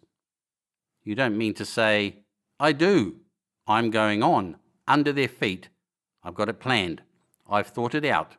We men are beat. We don't know enough. We've got to learn before we've got a chance. And we've got to live and keep independent while we learn. See? That's what has to be done. I stared, astonished, and stirred profoundly by the man's resolution. Great God, I cried. But you are a man indeed. And suddenly I gripped his hand. Eh? He said, with his eyes shining. I've thought it out, eh? Go on, I said. Well, those who mean to escape their catching must get ready. I'm getting ready. Mind you, it isn't all of us that are made for wild beasts, and that's what it's got to be. That's why I watched you. I had my doubts. You're slender. I didn't know that it was you, you see, or just how you'd been buried. All these, the sort of people that lived in these houses, and all those damn little clerks that used to live down that way, they'd be no good. They haven't any spirit in them, no proud dreams and no proud lusts, and a man who hasn't one or the other, Lord, what is he but funk and precautions? They just used to skedaddle off to work. I've seen hundreds of 'em, bit of breakfast in hand, running wild and shining to catch their little season ticket train for fear they'd get dismissed if they didn't. Working at businesses they were afraid to take the trouble to understand. Skedaddling back for fear they wouldn't be in time for dinner. Keeping indoors after dinner for fear of the back streets. And sleeping with their wives they married, not because they wanted them, but because they had a bit of money that would make for safety in their one little miserable skedaddle through the world. Lives insured and a bit invested for fear of accidents, and on Sundays, fear of the hereafter. As if hell was built for rabbits. Well, the Martians will just be a godsend to these. Nice roomy cages, fattening food, careful breeding, no worry. After a week or so chasing about the fields and lands on empty stomachs, they'll come and be caught cheerfully. They'll be quite glad after a bit. They'll wonder what people did before there were Martians to take care of them. And the bar loafers and mashers and singers, I can imagine them. I can imagine them, he said, with a sort of sombre gratification. There'll be any amount of sentiment and religion loose among them. There's hundreds of things I saw with my eyes that I've only begun to see clearly these last few days. There's lots will take things as they are, fat and stupid, and lots will be worried by a sort of feeling that it's all wrong and that they ought to be doing something. Now, whenever things are so that a lot of people feel that they ought to be doing something, the weak and those who go weak with a lot of complicated thinking always make for a sort of do-nothing religion, very pious and superior, and submit to persecution and the will of the Lord. Very likely you've seen the same thing. It's energy in a gale of funk, and turned clean inside out. These cages will be full of psalms and hymns and piety, and those of a less simple sort will work in a bit of, eroticism. He paused. Very likely these Martians will make pets of some of them, train them to do tricks. Who knows? Get sentimental over the pet boy who grew up and had to be killed. And some, maybe, they will train to hunt us. No, I cried, that's impossible. No human being. What's the good of going on with such lies, said the artilleryman. There's men who'd do it cheerfully. What nonsense to pretend there isn't. And I succumbed to his conviction. If they come after me, he said, Lord, if they come after me, and subsided into a grim meditation. I sat contemplating these things. I could find nothing to bring against this man's reasoning. In the days before the invasion, no one would have questioned my intellectual superiority to his. I, a professed and recognized writer on philosophical themes, and he a common soldier, and yet he had already formulated a situation that I had scarcely realized. What are you doing? I said presently. What plans have you made? He hesitated. Well, it's like this, he said. What have we to do? We have to invent a sort of life where men can live and breed and be sufficiently secure to bring the children up. Yes, wait a bit, and I'll make it clearer what I think ought to be done. The tame ones will go like all tame beasts. In a few generations they'll be big, beautiful, rich-blooded, stupid, rubbish. The risk is that we who keep wild will go savage, degenerate into a sort of big savage rat. You see, how I mean to live is underground. I've been thinking about the drains. Of course, those who don't know drains think horrible things. But under this London are miles and miles, hundreds of miles, and a few days' rain, and London empty will leave them sweet and clean. The main drains are big enough and airy enough for everyone. Then there's cellars, vaults, stores, from which bolting passages may be made to the drains. And the railway tunnels and subways. Eh? You begin to see? We form a band, able-bodied, clean-minded men. We're not going to pick up any rubbish that drifts in. Weaklings, go out again. As you meant me to go? Well, I parleyed, didn't I? We won't quarrel about that. Go on. Those who stop obey orders. Able-bodied, clean-minded women we want also, mothers and teachers. No lackadaisical ladies, no blasted rolling eyes. We can't have any weak or silly. Life is real again, and the useless and cumbersome and mischievous have to die. They ought to die. They ought to be willing to die. It's a sort of disloyalty, after all, to live and taint the race. And they can't be happy. Moreover, dying's none so dreadful. It's the funking makes it bad. And in all those places we shall gather. Our district will be London. And we may even be able to keep a watch and run about in the open when the Martians keep away. Play cricket, perhaps. That's how we shall save the race, eh? It's a possible thing.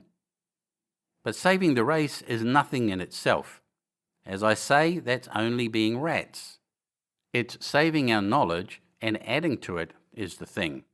There men like you come in. There's books, there's models. We must make great safe places down deep and get all the books we can. Not novels and poetry swipes, but ideas, science books. That's where men like you come in. We must go to the British Museum and pick all those books through. Especially, we must keep up our science, learn more. We must watch these Martians. Some of us must go as spies. When it's all working, perhaps I will. Get caught, I mean, and the great thing is we must leave the Martians alone. We mustn't even steal. If we get in their way, we clear out. We must show them we mean no harm. Yes, I know. But they're intelligent things, and they won't hunt us down if they have all they want and think we're just harmless vermin. The artilleryman paused and laid a brown hand upon my arm. After all, it may not be so much we may have to learn before. Just imagine this, 4 or 5 of their fighting machines suddenly starting off, heat rays right and left, and not a Martian in 'em. Not a Martian in 'em, but men who have learned the way how. It may be in my time, even those men. Fancy having one of them lovely things with its heat ray wide and free. Fancy having it in control. What would it matter if you smashed to smithereens at the end of the run after a bust like that? I reckon the Martians will open their beautiful eyes. Can't you see them, man? Can't you see them hurrying, puffing and blowing and hooting to their other mechanical affairs? Something out of gear in every case, and swish, bang, rattle, swish. Just as they are fumbling over it, swish comes the heat ray, and behold, man has come back to his own. For a while, the imaginative daring of the artilleryman and the tone of assurance and courage he assumed completely dominated my mind. I believed unhesitatingly both in his forecast of human destiny and in the practicability of his astonishing scheme. And the reader who thinks me susceptible and foolish must contrast his position, reading steadily with all his thoughts about his subject and mine, crouching fearfully in the bushes and listening, distracted by apprehension. We talked in this manner through the early morning time, and later crept out of the bushes, and after scanning the sky for Martians, hurried precipitately to the house on Putney Hill where he had made his lair. It was the coal cellar of the place, and when I saw the work he had spent a week upon, it was a burrow scarcely 10 yards long, which he designed to reach to the main drain on Putney Hill, I had my first inkling of the gulf between his dreams and his powers. Such a hole I could have dug in a day, but I believed in him sufficiently to work with him all that morning until past midday at his digging. We had a garden barrow and shot the earth we removed against the kitchen range. We refreshed ourselves with a tin of mock turtle soup and wine from the neighbouring pantry. I found a curious relief from the aching strangeness of the world in this steady labour. As we worked, I turned his project over in my mind, and presently objections and doubts began to arise. But I worked there all the morning, so glad was I to find myself with a purpose again.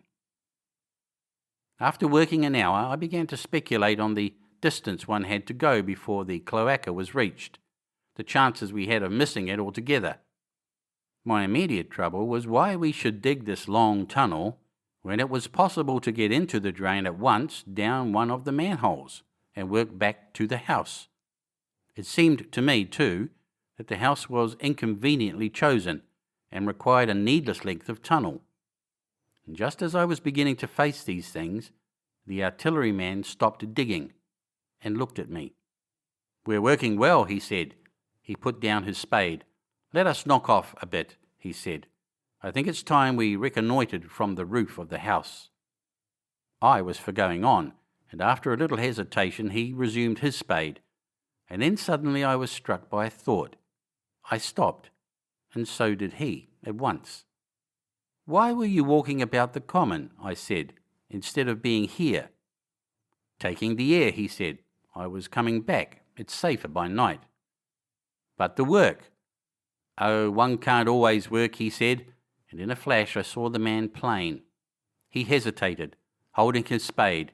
"We ought to reconnoitre now," he said, "because if any come near they may hear the spades and drop upon us unawares." I was no longer disposed to object. We went together to the roof and stood on a ladder peeping out of the roof door. No Martians were to be seen, and we ventured out on the tiles and slipped down under the shelter of the parapet. From this position a shrubbery hid the greater portion of Putney, but we could see the river below, a bubbly mass of red weed, and the low parts of Lambeth flooded and red.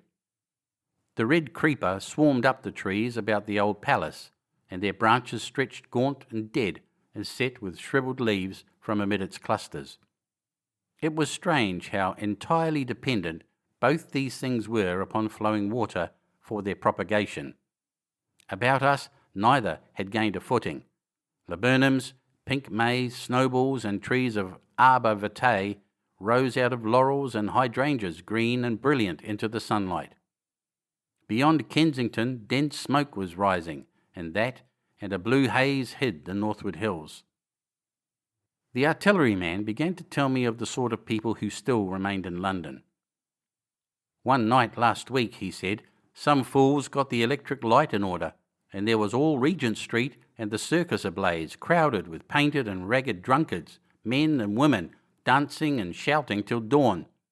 A man who was there told me. And as the day came, they became aware of a fighting machine standing nearby the Langham and looking down at them. Heaven knows how long he had been there. It must have given some of them a nasty turn. He came down the road towards them and picked up nearly 100, too drunk or frightened to run away. Grotesque gleam of a time no history will ever fully describe. From that, in answer to my questions, he came round to his grandiose plans again. He grew enthusiastic. He talked so eloquently of the possibility of capturing a fighting machine that I more than half believed in him again. But now that I was beginning to understand something of his quality, I could divine the stress he laid on doing nothing precipitately, and I noted that now there was no question that he personally was to capture and fight the great machine. After a time we went down to the cellar. Neither of us seemed disposed to resume digging, and when he suggested a meal I was nothing loath. He became suddenly very generous, and when we had eaten he went away and returned with some excellent cigars. We lit these, and his optimism glowed. He was inclined to regard my coming as a great occasion. "There's some champagne in the cellar," he said. "We can dig better on this Thames-side Burgundy," said I. "No," said he, "I am host today. Champagne. Great God, we've a heavy enough task before us. Let us take a rest and gather strength while we may. Look at these blistered hands." And pursuant to this idea of a holiday, he insisted upon playing cards after we had eaten. He taught me euchre, and after dividing London between us, I taking the northern side and he the southern, we played for parish points. Grotesque and foolish as this will seem to the sober reader, it is absolutely true. And what is more remarkable, I found the card game and several others we played extremely interesting. Strange mind of man that, with our species upon the edge of extermination or appalling degradation, with no clear prospect before us but the chance of a horrible death, we could sit following the chance of this painted pasteboard and playing the joker with vivid delight. Afterwards he taught me poker, and I beat him at 3 tough chess games. When dark came, we decided to take the risk and lit a lamp. After an interminable string of games, we supped, and the artilleryman finished the champagne. We went on smoking the cigars. He was no longer the energetic regenerator of his species I had encountered in the morning. He was still optimistic, but it was a less kinetic, a more thoughtful optimism. I remember he wound up with my health proposed in a speech of small variety and considerable intermittence. I took a cigar and went upstairs to look at the lights of which he had spoken that blazed so greenly along the Highgate hills. At first I stared unintelligently across the London valley. The northern hills were shrouded in darkness. The fires near Kensington glowed redly, and now and then an orange-red tongue of flame flashed up and vanished in the deep blue night. All the rest of London was black. Then nearer I perceived a strange light, a pale violet-purple fluorescent glow, quivering under the night breeze. For a space I could not understand it, and then I knew that it must be the red weed from which this faint irradiation proceeded. With that realization, my dormant sense of wonder, my sense of the proportion of things, awoke again. I glanced from that to Mars, red and clear, glowing high in the west, and then gazed long and earnestly at the darkness of Hampstead and Highgate. I remained a very long time upon the roof, wondering at the grotesque changes of the day. I recalled my mental states from the midnight prayer to the foolish card playing. I had a violent revulsion of feeling. I remember I flung away the cigar with a certain wasteful symbolism. My folly came to me with glaring exaggeration. I seemed a traitor to my wife and to my kind. I was filled with remorse. I resolved to leave this strange, undisciplined dreamer of great things to his drink and gluttony, and to go on into London. There, it seemed to me, I had the best chance of learning what the Martians and my fellow men were doing. I was still upon the roof when the late moon rose. Chapter 8. Dead London. After I had parted from the artilleryman, I went down the hill and by the High Street across the bridge to Fulham. The red weed was tumultuous at that time and nearly choked the bridge roadway, but its fronds were already whitened in patches by the spreading disease that presently removed it so swiftly. At the corner of the lane that runs to Putney Bridge Station, I found a man lying. He was as black as a sweep with the black dust, alive, but helplessly and speechlessly drunk. I could get nothing from him but curses and furious lunges at my head. I think I should have stayed by him but for the brutal expression of his face. There was black dust along the roadway from the bridge onwards, and it grew thicker in Fulham. The streets were horribly quiet. I got food, sour, hard and mouldy, but quite eatable, in a baker's shop here. Some way towards Walham Green, the streets became clear of powder, and I passed a white terrace of houses on fire. The noise of the burning was an absolute relief. Going on towards Brompton, the streets were quiet again. Here I came once more upon the black powder in the streets and upon dead bodies. I saw altogether about a dozen in the length of the Fulham Road. They had been dead many days, so that I hurried quickly past them. The black powder covered them over and softened their outlines. One or two had been disturbed by dogs. Where there was no black powder, it was curiously like a Sunday in the city, with the closed shops, the houses locked up and the blinds drawn, the desertion and the stillness. In some places plunderers had been at work, but rarely at other than the provision and wine shops. A jeweller's window had been broken open in one place, but apparently the thief had been disturbed, and a number of gold chains and a watch lay scattered on the pavement. I did not trouble to touch them. Farther on was a tattered woman in a heap on a doorstep. The hand that hung over her knee was gashed and bled down her rusty brown dress, and a smashed magnum of champagne formed a pool across the pavement. She seemed asleep, but she was dead. The farther I penetrated into London, the profounder grew the stillness. But it was not so much the stillness of death, it was the stillness of suspense, of expectation. At any time the destruction that had already singed the northwestern borders of the metropolis and had annihilated Ealing and Kilburn might strike among these houses and leave them smoking ruins. It was a city condemned and derelict. In South Kensington the streets were clear of dead and of black powder. It was near South Kensington that I first heard the howling. It crept almost imperceptibly upon my senses. It was a sobbing alternation of two notes, ooh-la, ooh-la, ooh-la, ooh-la, keeping on perpetually. When I passed streets that ran northward it grew in volume, and houses and buildings seemed to deaden and cut it off again. It came in a full tide down Exhibition Road. I stopped, staring towards Kensington Gardens, wondering at the strange, remote wailing. It was as if that mighty desert of houses had found a voice for its fear and solitude.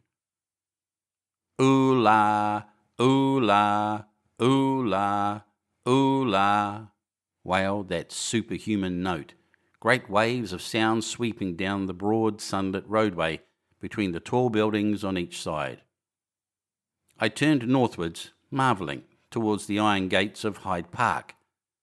I had half a mind to break into the Natural History Museum and find my way up to the summits of the towers in order to see across the park. but I decided to keep to the ground where quick hiding was possible, and so went up on the Exhibition Road. All the large mansions on each side of the road were empty and still, and my footsteps echoed against the sides of the houses. At the top, near the park gate, I came upon a strange sight. A bus overturned, and the skeleton of a horse picked clean. I puzzled over this for a time, and then went on to the bridge over the Serpentine. The voice grew stronger and stronger, though I could see nothing above the housetops on the north side of the park, save a haze of smoke to the northwest. "Oola, oola, oola, oola," cried the voice, coming, as it seemed to me, from the district about Regent's Park. The desolating cry worked upon my mind. The mood that had sustained me passed. The wailing took possession of me. I found I was intensely weary, footsore, and now again hungry and thirsty. It was already past noon. Why was I wandering alone in the city of the dead? Why was I alone when all London was lying in state and in its black shroud? I felt intolerably lonely. My mind ran on old friends that I had forgotten for years. I thought of the poisons in the chemist shops, of the liquors the wine merchants stored. I recalled the two sodden creatures of despair, who, so far as I knew, shared the city with myself. I came into Oxford Street by the Marble Arch, and here again were black powder and several bodies, and an evil, ominous smell from the gratings of the cellars of some of the houses. I grew very thirsty after the heat of my long walk. With infinite trouble I managed to break into a public house and get food and drink. I was weary after eating, and went into the parlour behind the bar and slept on a black horsehair sofa I found there. I awoke to find that dismal howling still in my ears. "Oola, oola, oola, oola." It was now dusk, and after I had routed out some biscuits and a cheese in the bar, there was a meat safe, but it contained nothing but maggots. I wandered on through the silent residential squares to Baker Street. Portman Square is the only one I can name, and so came out at last upon Regent's Park. As I emerged from the top of Baker Street, I saw far away over the trees in the clearness of the sunset the hood of the Martian giant from which this howling proceeded. I was not terrified. I came upon him as if it were a matter of course. I watched him for some time, but he did not move. He appeared to be standing and yelling, for no reason that I could discover. I tried to formulate a plan of action. That perpetual sound of "oola, oola, oola, oola" confused my mind. Perhaps I was too tired to be very fearful. Certainly I was more curious to know the reason of this monotonous crying than afraid. I turned back away from the park and struck into Park Road, intending to skirt the park, went along under the shelter of the terraces, and got a view of this stationary, howling Martian from the direction of St. John's Wood. A couple of 100 yards out of Baker Street, I heard a yelping chorus, and saw, first a dog, with a piece of putrescent red meat in his jaws, coming headlong towards me, and then a pack of starving mongrels in pursuit of him. He made a wide curve to avoid me, as though he feared I might prove a fresh competitor. As the yelping died away down the silent road, the wailing sound of "oola, oola, oola, oola" reasserted itself. I came upon the wrecked handling machine halfway to St. John's Wood Station. At first, I thought a house had fallen across the road. It was only as I clambered among the ruins that I saw, with a start, this mechanical Samson lying, with its tentacles bent and smashed and twisted among the ruins it had made. The forepart was shattered. It seemed as if it had driven blindly straight at the house and had been overwhelmed in its overthrow. It seemed to me then that this might have happened by a handling machine escaping from the guidance of its Martian. I could not clamber among the ruins to see it, and the twilight was now so far advanced that the blood with which its seat was smeared and the gnawed gristle of the Martian that the dogs had left were invisible to me. Wondering still more at all that I had seen, I pushed onwards towards Primrose Hill. Far away, through a gap in the trees, I saw a second Martian, as motionless as the first, standing in the park towards the zoological gardens, and silent. A little beyond the ruins, about the smashed handling machine, I came upon the red weed again, and found the Regent's Canal, a spongy mass of dark red vegetation. As I crossed the bridge, the sound of ooh-la, ooh-la, ooh-la, ooh-la ceased. It was, as it were, cut off. The silence came like a thunderclap. The dusky houses about me stood faint and tall and dim. The trees towards the park were growing black. All about me the red weed clambered among the ruins, writhing to get above me in the dimness. Night, the mother of fear and mystery, was coming upon me. But while that voice sounded the solitude, the desolation, had been endurable, by virtue of it London had still seemed alive, and the sense of life about me had upheld me. Then suddenly a change, the passing of something, I knew not what, and then a stillness that could be felt. Nothing but this gaunt quiet. London about me gazed at me spectrally. The windows in the white houses were like the eye sockets of skulls. About me my imagination found 1,000 noiseless enemies moving. Terror seized me, a horror of my temerity. In front of me the road became pitchy black as though it were tarred, and I saw a contorted shape lying across the pathway. I could not bring myself to go on. I turned down St. John's Wood Road and ran headlong from this unendurable stillness towards Kilburn. I hid from the night and the silence until long after midnight, in a cabman's shelter in Harrow Road. But before the dawn my courage returned, and while the stars were still in the sky, I turned once more towards Regent's Park. I missed my way among the streets, and presently saw down a long avenue, in the half-light of the early dawn, the curve of Primrose Hill. On the summit, towering up to the fading stars, was a third Martian, erect and motionless like the others. An insane resolve possessed me. I would die and end it, and I would save myself even the trouble of killing myself. I marched on recklessly towards this Titan, and then as I drew nearer and the light grew, I saw that a multitude of black birds were circling and clustering about the hood. At that my heart gave a bound, and I began running along the road.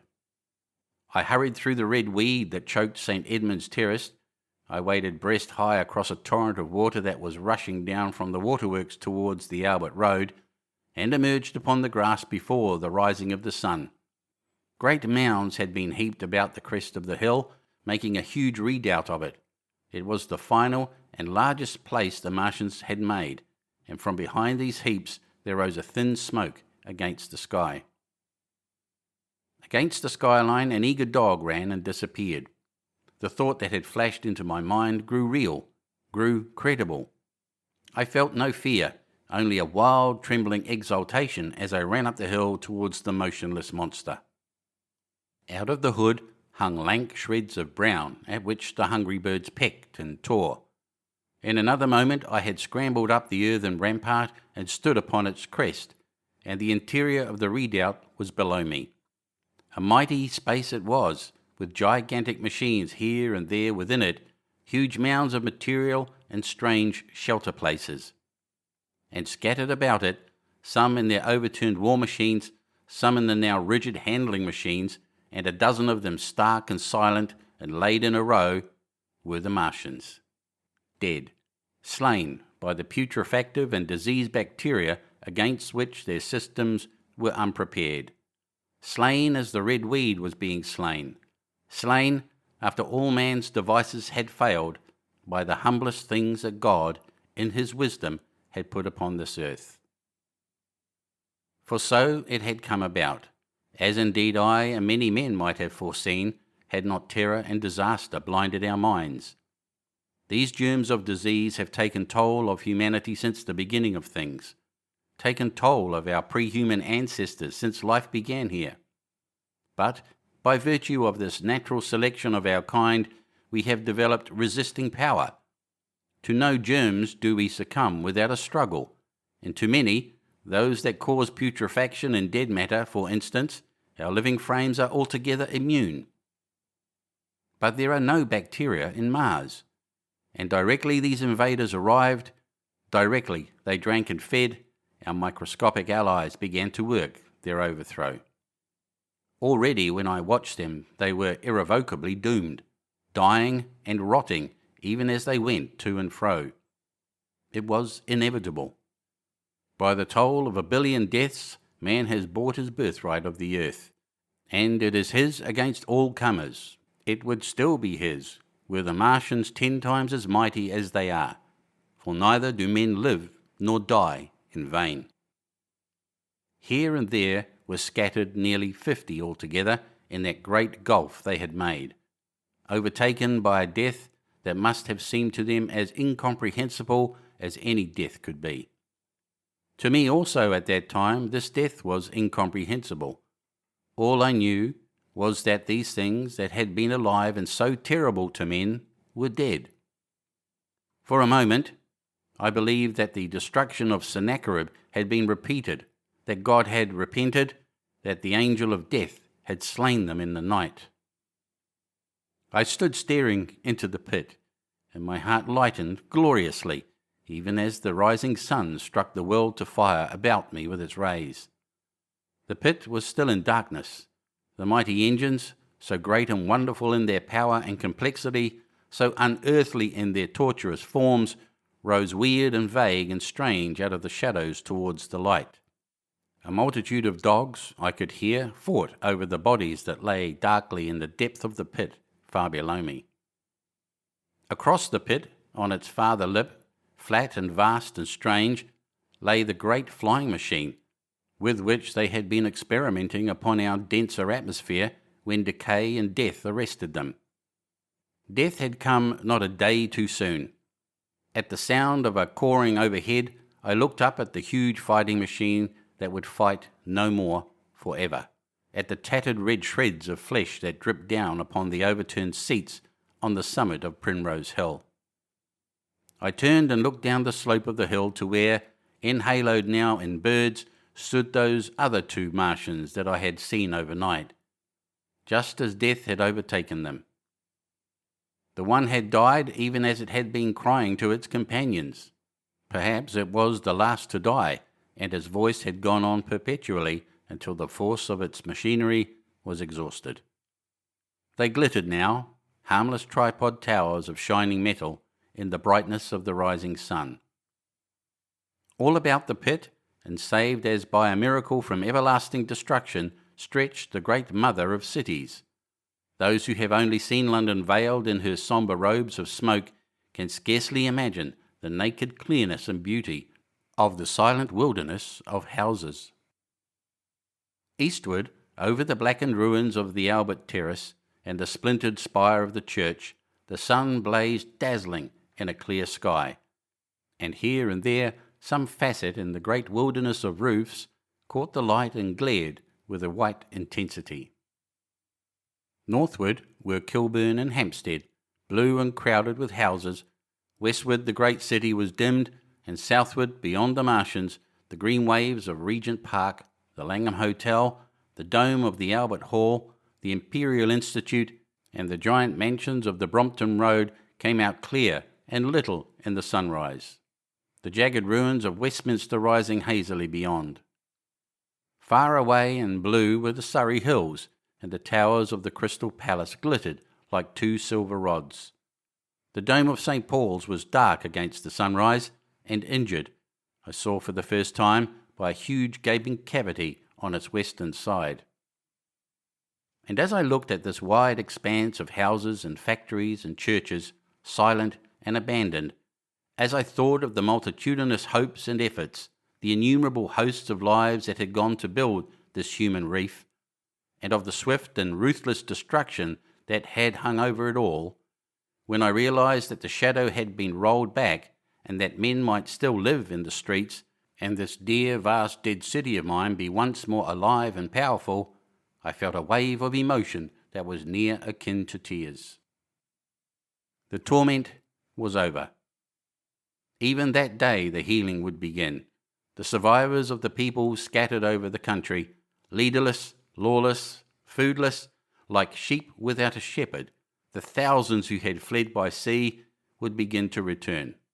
The pulse of life, growing stronger and stronger, would beat again in the empty streets and pour across the vacant squares. Whatever destruction was done, the hand of the destroyer was stayed.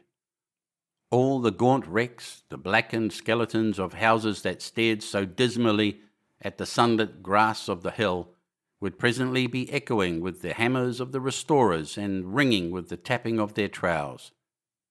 At the thought, I extended my hands towards the sky and began thanking God.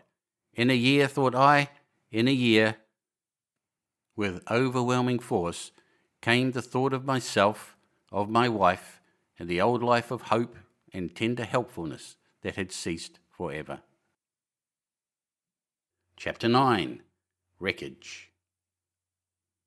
And now comes the strangest thing in my story. Yet perhaps it is not altogether strange. I remember clearly and coldly and vividly all that I did that day until the time that I stood weeping and praising God upon the summit of Primrose Hill, and then I forget. Of the next 3 days I know nothing. I have learned since that so far from my being the first discoverer of the Martian overthrow, several such wanderers as myself had already discovered this on the previous night. One man, the first, had gone to St. Martin's-le-Grand, and while I sheltered in the cabman's hut, had contrived to telegraph to Paris. Thence the joyful news had flashed all over the world. 1,000 cities, chilled by ghastly apprehensions, suddenly flashed into frantic illuminations. They knew of it in Dublin, Edinburgh, Manchester, Birmingham, at the time when I stood upon the verge of the pit. Already men, weeping with joy, as I have heard, shouting and staying their work to shake hands and shout, were making up trains, even as near as Crewe, to descend upon London. The church bells that had ceased a fortnight since suddenly caught the news until all England was bell-ringing. Men on cycles, lean-faced, unkempt, scorched along every country lane, shouting of unhoped deliverance, shouting to gaunt, staring figures of despair. And for the food? Across the Channel, across the Irish Sea, across the Atlantic, corn, bread and meat were tearing to our relief. All the shipping in the world seemed going Londonward in those days. But of all of this I have no memory. I drifted, a demented man. I found myself in a house of kindly people, who had found me on the 3rd day wandering, weeping and raving through the streets of St. John's Wood. They have told me since that I was singing some insane doggerel about the last man left alive. Hurrah! The last man left alive.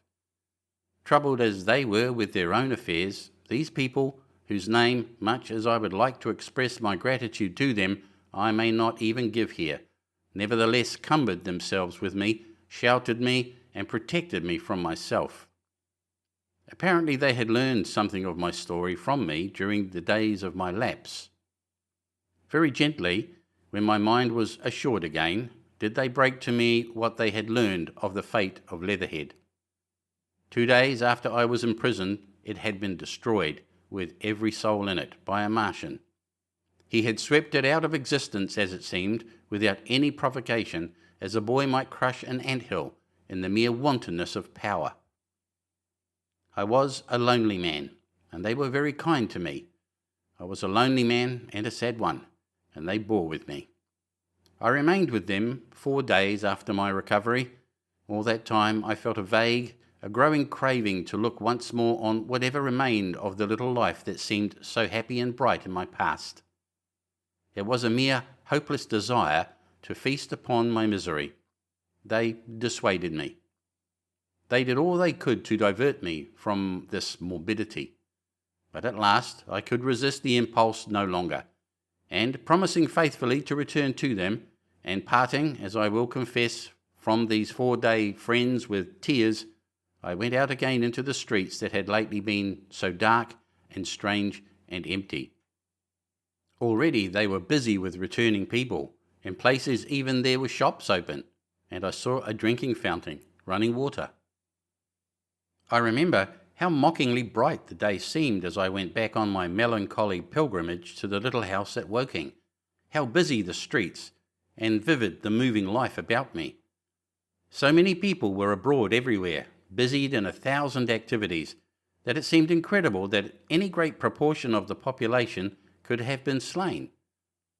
But then I noticed how yellow were the skins of the people I met, how shaggy the hair of the men, how large and bright their eyes, and that every other man still wore his dirty rags. Their faces seemed all with one of two expressions: a leaping exultation and energy, or a grim resolution. Save for the expression of the faces, London seemed a city of tramps. The vestries were indiscriminately distributing bread sent us by the French government. The ribs of the few horses showed dismally. Haggard special constables with white badges stood at the corners of every street. I saw little of the mischief wrought by the Martians until I reached Wellington Street, and there I saw the red weed clambering over the buttresses of Waterloo Bridge. At the corner of the bridge, too, I saw one of the common contrasts of that grotesque time: a sheet of paper flaunting against a thicket of the red weed, transfixed by a stick that kept it in place. It was the placard of the first newspaper to resume publication, the Daily Mail.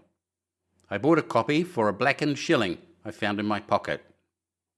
Most of it was in blank, but the solitary compositor who did the thing had amused himself by making a grotesque scheme of advertisement stereo on the back page. The matter he printed was emotional. The news organisation had not as yet found its way back. I learned nothing fresh except that already in 1 week the examination of the Martian mechanisms had yielded astonishing results. Among other things, the article assured me what I did not believe at the time, that the secret of flying was discovered. At Waterloo I found the free trains that were taking people to their homes. The first rush was already over. There were few people in the train, and I was in no mood for casual conversation. I got a compartment to myself and sat with folded arms looking greyly at the sunlit devastation that flowed past the windows. And just outside the terminus the train jolted over temporary rails, and on either side of the railway the houses were blackened ruins.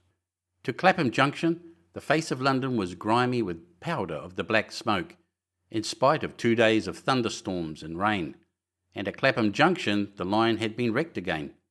There were hundreds of out-of-work clerks and shopmen working side by side with the customary navvies, and we were jolted over a hasty relaying. All down the line from there the aspect of the country was gaunt and unfamiliar. Wimbledon particularly had suffered. Walton, by virtue of its unburned pinewoods, seemed the least hurt of any place along the line. The Wandle, the Mole, every little stream was a heaped mass of red weed, in appearance between butcher's meat and pickled cabbage. The Surrey pinewoods were too dry, however, for the festoons of the red climber. Beyond Wimbledon, within sight of the line, in certain nursery grounds were the heaped masses of earth about the 6th cylinder. A number of people were standing about it, and some sappers were busy in the midst of it. Over it flaunted a Union Jack, flapping cheerfully in the morning breeze. The nursery grounds were everywhere crimson with the weed, a wide expanse of livid colour, cut with purple shadows, and very painful to the eye. One's gaze went with infinite relief from the scorched greys and sullen reds of the foreground to the blue-green softness of the eastward hills. The line on the London side of Woking Station was still undergoing repair, so I descended at Byfleet Station and took the road to Maybury, past the place where I and the artilleryman had talked to the hussars, and on by the spot where the Martian had appeared to me in the thunderstorm. Here, moved by curiosity, I turned aside to find, among a tangle of red fronds, the warped and broken dog-cart with the whitened bones of the horse scattered and gnawed. For a time I stood regarding these vestiges. Then I returned through the pinewood, neck high with red weed here and there, to find the landlord of the spotted dog had already found burial, and so came home past the College Arms. A man standing at an open cottage door greeted me by name as I passed. I looked at my house with a quick flash of hope that faded immediately. The door had been forced. It was unfast and was opening slowly as I approached. It slammed again. The curtains of my study fluttered out of the open window from which I and the artilleryman had watched the dawn. No one had closed it since. The smashed bushes were just as I had left them nearly 4 weeks ago. I stumbled into the hall, and the house felt empty. The stair carpet was ruffled and discoloured where I had crouched, soaked to the skin from the thunderstorm the night of the catastrophe. Our muddy footsteps, I saw, still went up the stairs. I followed them to my study, and found lying on my writing table still, with the selenite paperweight upon it, the sheet of work I had left on the afternoon of the opening of the cylinder. For a space I stood reading over my abandoned arguments. It was a paper on the probable development of moral ideas with the development of the civilizing process. And the last sentence was the opening of my prophecy. In about 200 years, I had written, we may expect... The sentence ended abruptly. I remembered my inability to fix my mind that morning, scarcely a month gone by, and how I had broken off to get my daily chronicle from the newsboy. I remembered how I went down to the garden gate as he came along, and how I had listened to his odd story of men from Mars. I came down and went into the dining room. There were the mutton and the bread, both far gone now in decay, and a beer bottle overturned just as I and the artilleryman had left them. My home was desolate. I perceived the folly of the faint hope I had cherished so long. And then a strange thing occurred. It is no use, said a voice. The house is deserted. No one has been here these 10 days. Do not stay here to torment yourself. No one escaped but you. I was startled. Had I spoken my thought aloud? I turned, and the French window was open behind me. I made a step to it and stood looking out. And there, amazed and afraid, even as I stood amazed and afraid, were my cousin and my wife. My wife, white and tearless. She gave a faint cry. I came, she said. I knew. She put her hand to her throat, swayed. I made a step forward and caught her in my arms. Chapter 10. The Epilogue.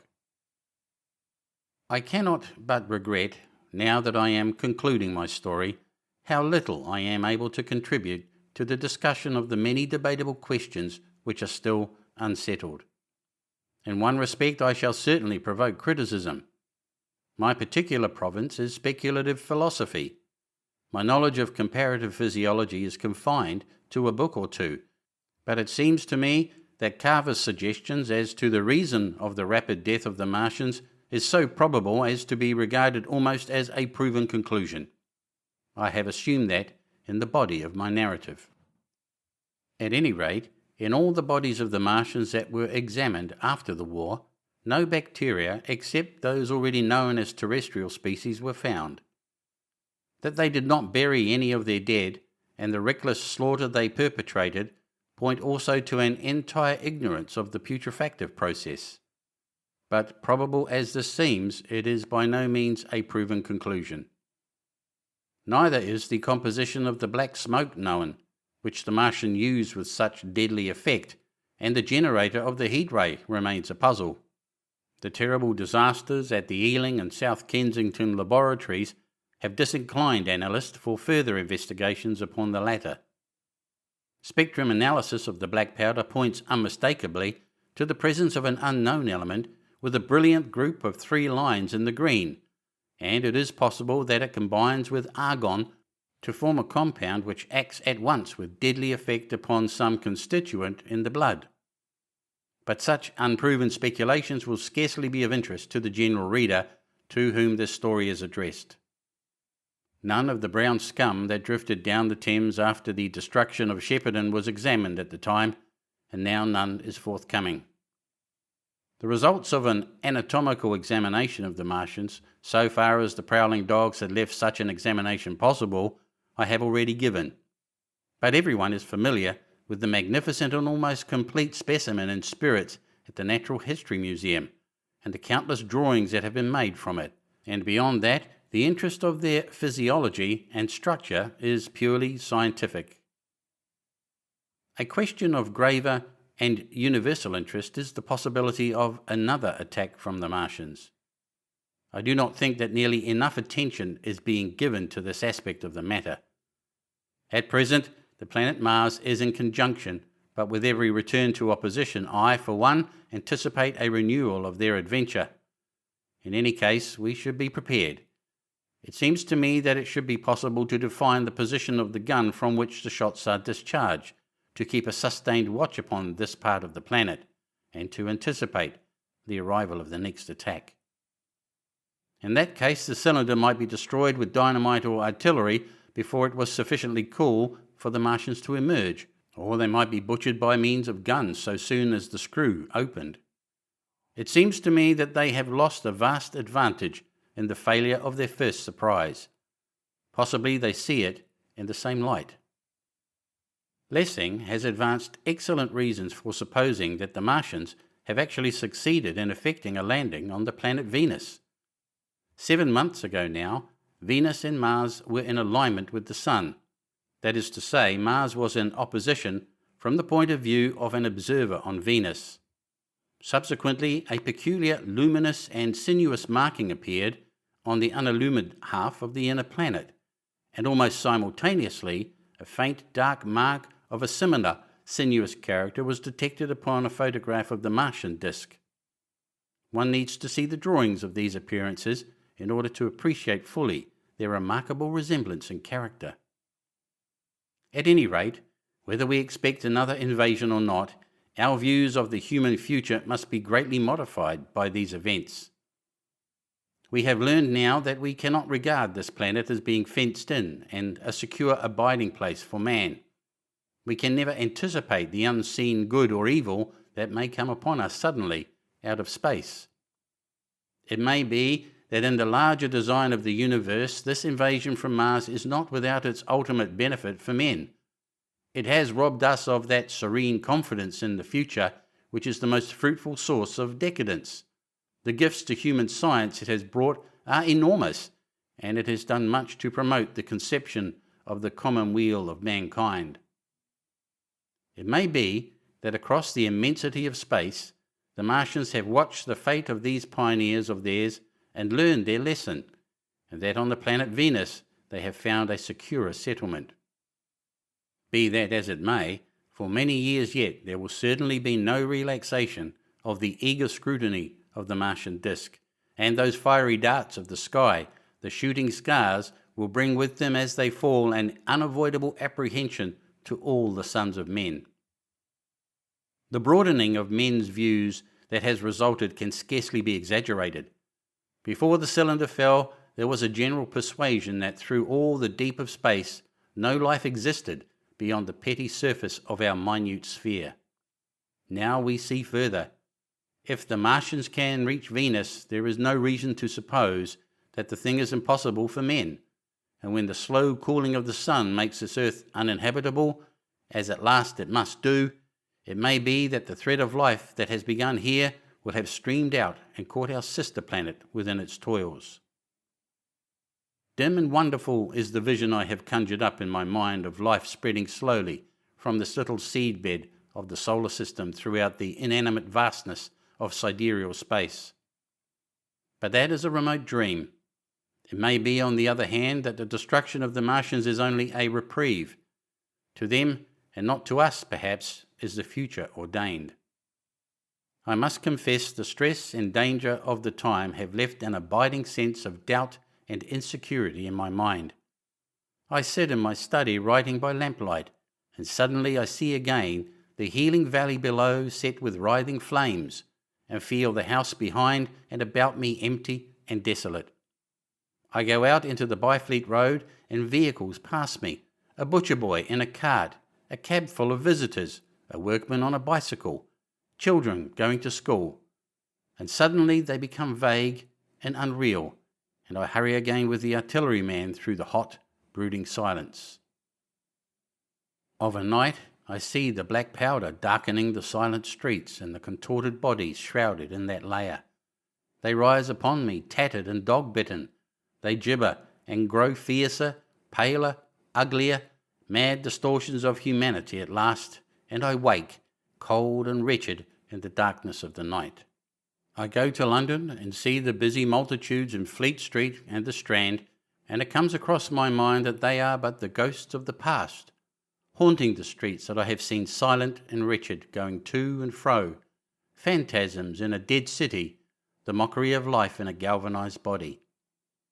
And strange too it is to stand on Primrose Hill, as I did but a day before writing this last chapter, to see the great province of houses dim and blue through the haze of the smoke and mist, vanishing at last into the vague lower sky, to see the people walking to and fro among the flower beds on the hill, to see the sightseers about the Martian machine that stands there still, to hear the tumult of playing children, and to recall the time when I saw it all bright and clear-cut, hard and silent, under the dawn of that last great day.